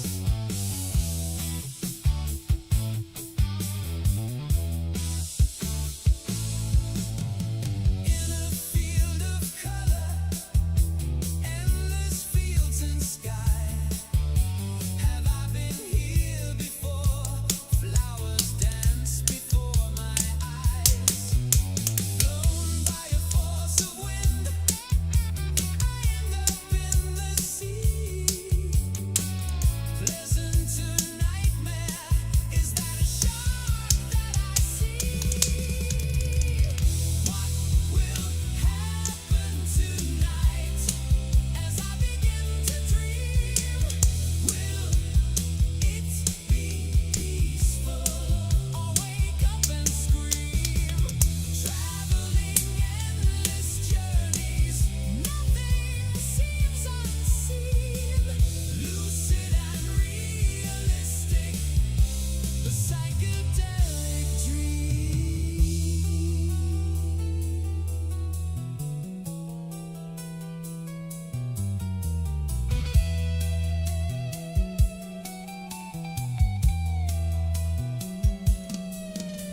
Suddenly now here, but where am I? Nothing I'm actually liking this one. familiar.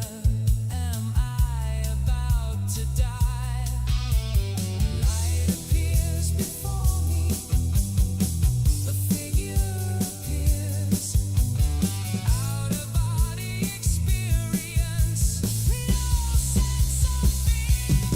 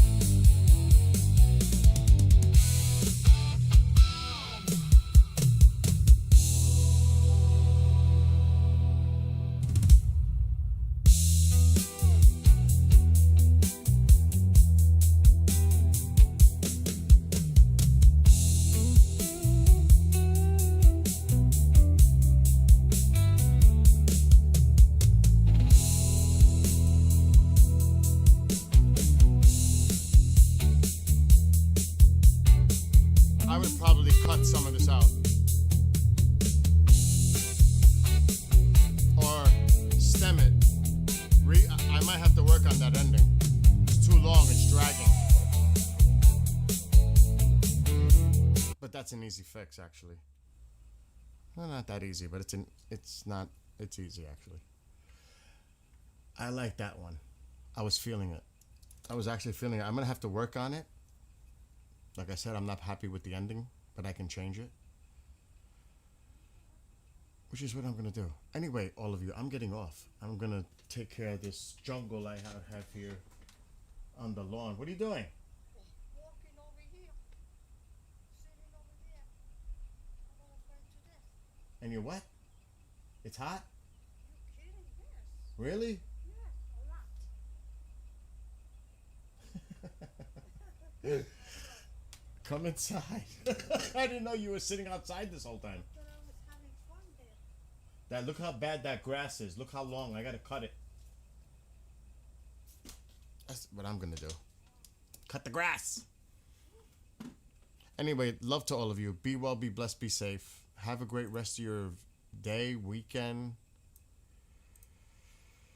But like I said, if I showed you, it's like a jungle out there. It's bad. It's gonna take me a lot of time to do this. I may not do it now. Because it's like hot now. I might do it later this afternoon. I don't like this here. What? This is white now. This is supposed to be blue. What are you talking about? And they took it off like What are you talking about? Took what off? What are you talking about? Did I do something with the camera? has to be blue. I'll take care of whatever you're saying because I don't know what you're saying. Looks like it is unfinished.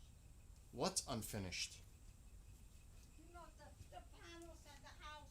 I repainted and did this whole house, so that's like impossible in my mind what you're talking about. Can you let me talk? I am letting you talk. So I guess you painted it. Somebody came and scratched it or whatever, and it's showing paint. Oh, so you're telling me I got to do a touch up? That's what you're telling me? No, that's nothing. Sure, that's what. Where is? Oh, out here. I thought you were in the back. No, Where? you see this here, That? That's down easy. there, I have plenty of paint for that. down there. Yeah. But do you That's like, easy. Do you like to paint something, and then look at it and say, "Wow"? I have it Jeez. here. Ma, I would suggest you move from there right now, because I'm gonna show them the outside, and you're right on the camera. So can you? Sure, I'm hot. You don't know how. All right, go so I can show them the jungle, the jungle that I got to deal with there right now. I was thinking. Also, firewood is coming next month. Those flowers here. Yeah, come on, move from the camera. Get up. Shut up. I'll get up when I feel like it. You got to do it now because I want to get off. I got things to do. So don't do it. But then I can't show the camera. You're sitting right there. You want everybody to see you? Excuse me. You want everybody to see you right now? I don't want nobody to see. That's why I'm telling you to get up and move. Why? Because I'm going to show them the front of the house. So you got to get up.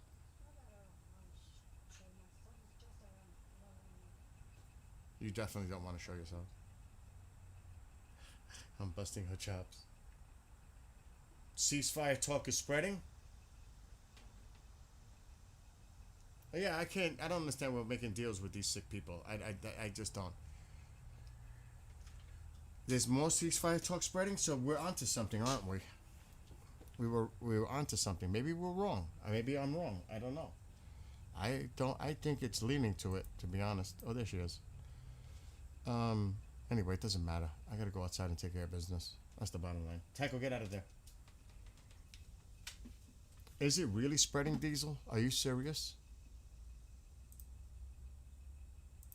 Here we go again. Let me see what you're putting.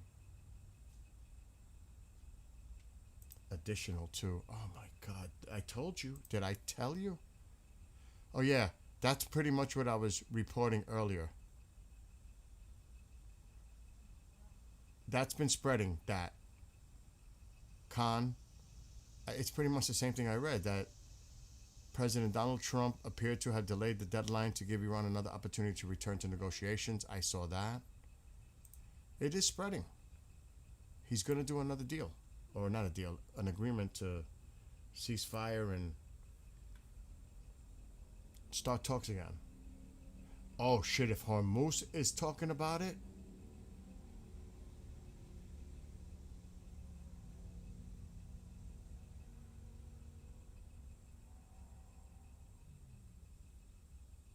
I I told you this. It has to do with the oil and the reserves. I've been talking about them, but nobody seems to be paying attention. They think I'm maybe talking from a political sense. This has nothing to do with politics. Well, it does in a way, not because I'm bringing it up. But it's like, people, wake up. Deal with the reality. Don't be disillusioned. Look, and this is what I've been talking about. A source close to Iran's chief negotiator said that Tehran had rejected 3 U.S.-backed ceasefire proposals. So who's asking who to come to the table? Us or them? Are they begging? Delivered through Qatar, Iraq, and Pakistan, which reportedly angered Donald Trump and pushed him to announce a massive strike on Iran.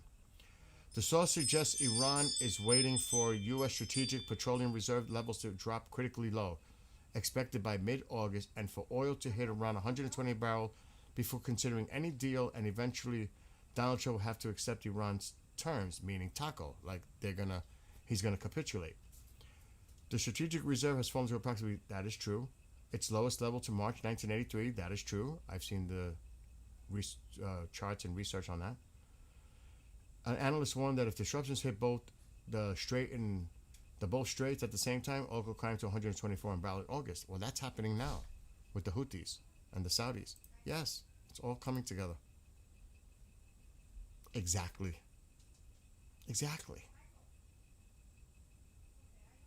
So will Iran, knowing this, and they think they had that leverage, you think they're going to give it up?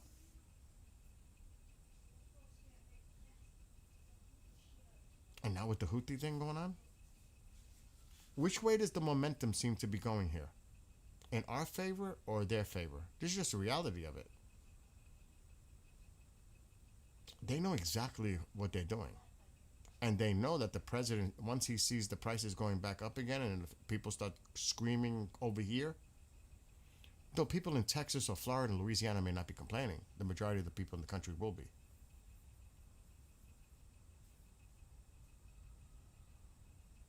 And it seems like he's the one that's been trying to reach out to create a ceasefire. That he is the one, not that Iran is begging for a deal, but that he's the one approaching them. And they're saying no.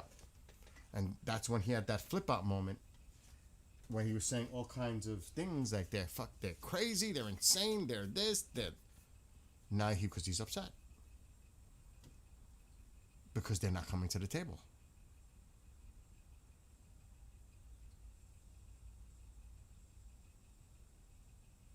Do you know what I mean? So it's going to be interesting to see, now that China's involved with these negotiations. I heard that yesterday. Now it's going to be interesting to see if, one, Iran does agree to a ceasefire, a temporary ceasefire, and the Houthis involved in that ceasefire, and there is a ceasefire, or that they say no, and then the president, it's in his decision-making time. Have you had enough trying to attempt to have a ceasefire right now? Are you done? Have you really had it? And are you going to hit them big? If they reject again today, or last night, or whatever is going on right now? If Iran rejects it today, if we hear that Iran rejects, because they will come out and say it,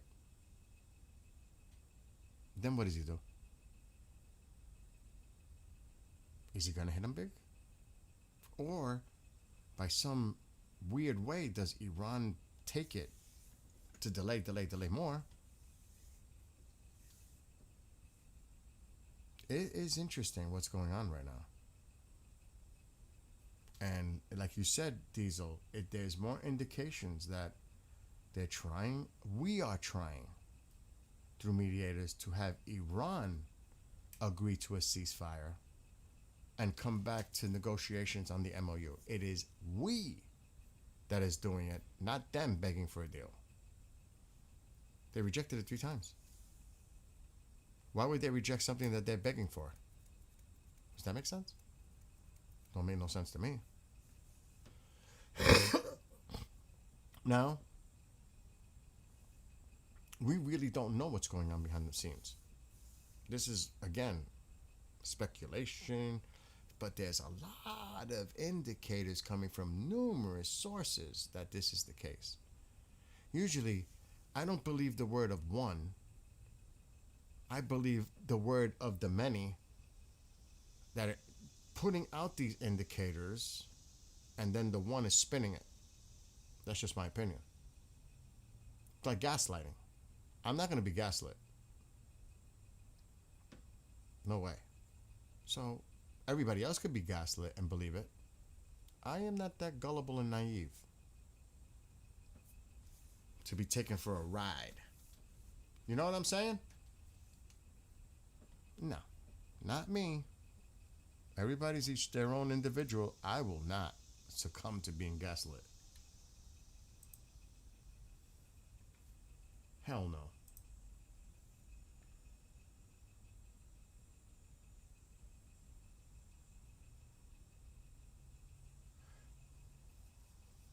Yeah, they're not budging on that.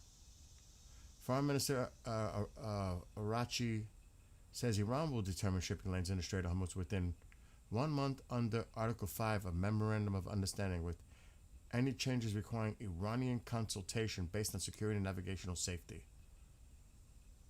And that was how long ago? An hour ago?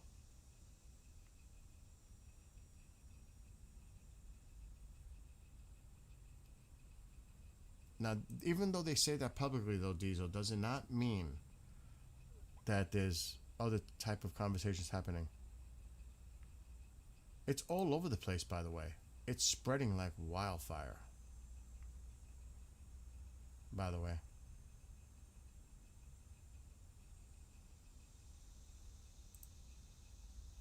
It is spreading all over. I don't know if it's true, though. Iran International. Israel had assessed that a major U.S. attack on Iran could be launched overnight Friday, but officials later concluded that the president had delayed the operation to give Tehran more time to make concessions. We referred to this earlier. Qatar and Oman reportedly pressed Iran to soften its... We read this already.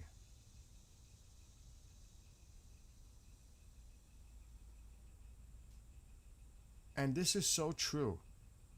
Washington must address the political system in Tehran rather than its nuclear missile and proxy programs, all of which are symptoms of the Islamic Republic's core identity. That is so true. We're missing the point here.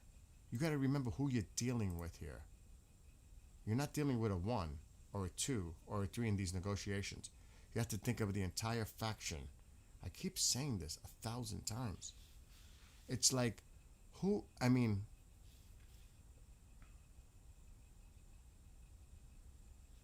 it's like delusional. Do they really realize who they're dealing with, the IRGC and all these other hardliners? Do they really believe the bullshit that they say, that we're talking to them and we're dealing with moderate, peaceable people that are reasonable?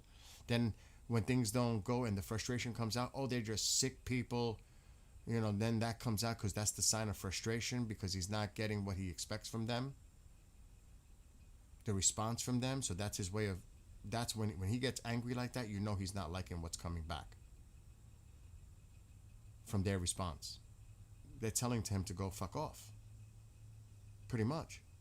And then he spins it. Oh, they're begging for a deal. Meanwhile, it's we that are trying to, through the mediators, trying to get Iran back to the table. Do you know what I mean? I don't trust anything of their statements either. But, like I said, when things start coming out from different things and things got quiet, isn't last night an indicator? Yeah, you could use the White House Correspondents' Dinner as an excuse, but they did nothing. It was like all of a sudden there was a pause, and yesterday was weird. It was too quiet. There was something weird. Then I started seeing things about China getting involved to try to bring the people together. All this, I'm like, is this a ceasefire coming? I started seeing the indications yesterday. Yes, I saw that, to include Yemen. Do you think that the Iranians are going to agree to, or the Houthis are going to agree to be part of this MOU ceasefire? That's crazy in itself. I read that earlier, Diesel. So I don't know what to believe. To be honest, I don't know what to believe anymore. I don't. Like I said, would you be surprised this afternoon that there's an announcement made? Iran has agreed to a ceasefire, because it really is Iran. Iran has agreed to a ceasefire and a resumption of talks regarding the MOU, starting on, or whatever, at a future date announced, whatever. Would you be surprised? I sure won't. I actually think I'm expecting it now. I'm actually expecting it, and I could be wrong. I hope we hit them big. Why would you, after the last 14 days, other than last night, take your foot off the pedal? Why would you do that? Again.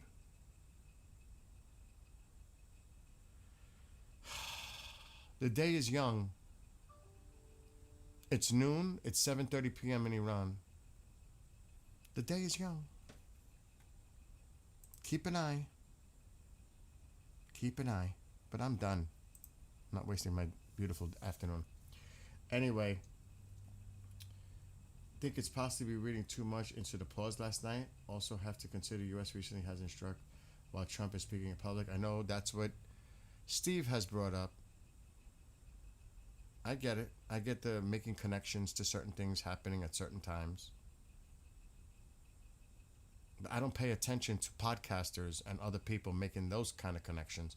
I look at what's going on behind the scenes, actually, what countries involved, and information that may be, I can't say confirmed, but I look at that more than somebody saying, "Whoa, wow, don't you notice that when the president is at an event or at a thing that strikes don't happen?" Yeah. And? So?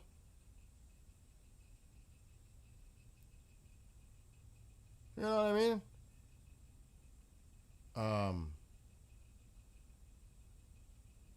Yeah, I mean, again, right now, and I could be wrong. I could be wrong. I think by this afternoon, this evening, or possibly tomorrow, we're going to hear about a ceasefire if Iran agrees to it. If not, we may hear from the Iranians saying the U.S. approached us with another ceasefire through mediators and we reject it. Then what happens? That's the only two things I see right now. And I'm leaning toward a ceasefire only, but I don't think that Iran would actually agree to that right now. And we may not even hear that they rejected it. You just might hear about strikes happening tonight. Because they rejected it. But they won't tell us that they rejected it. They'll just do it, but knowing already that Iran said no. So if Iran says no, we need to do this now. But we may not even know about that. Maybe after the fact. But I don't think they're going to say, we rejected Iran rejected the deal, so now we're going to hit them hard tonight.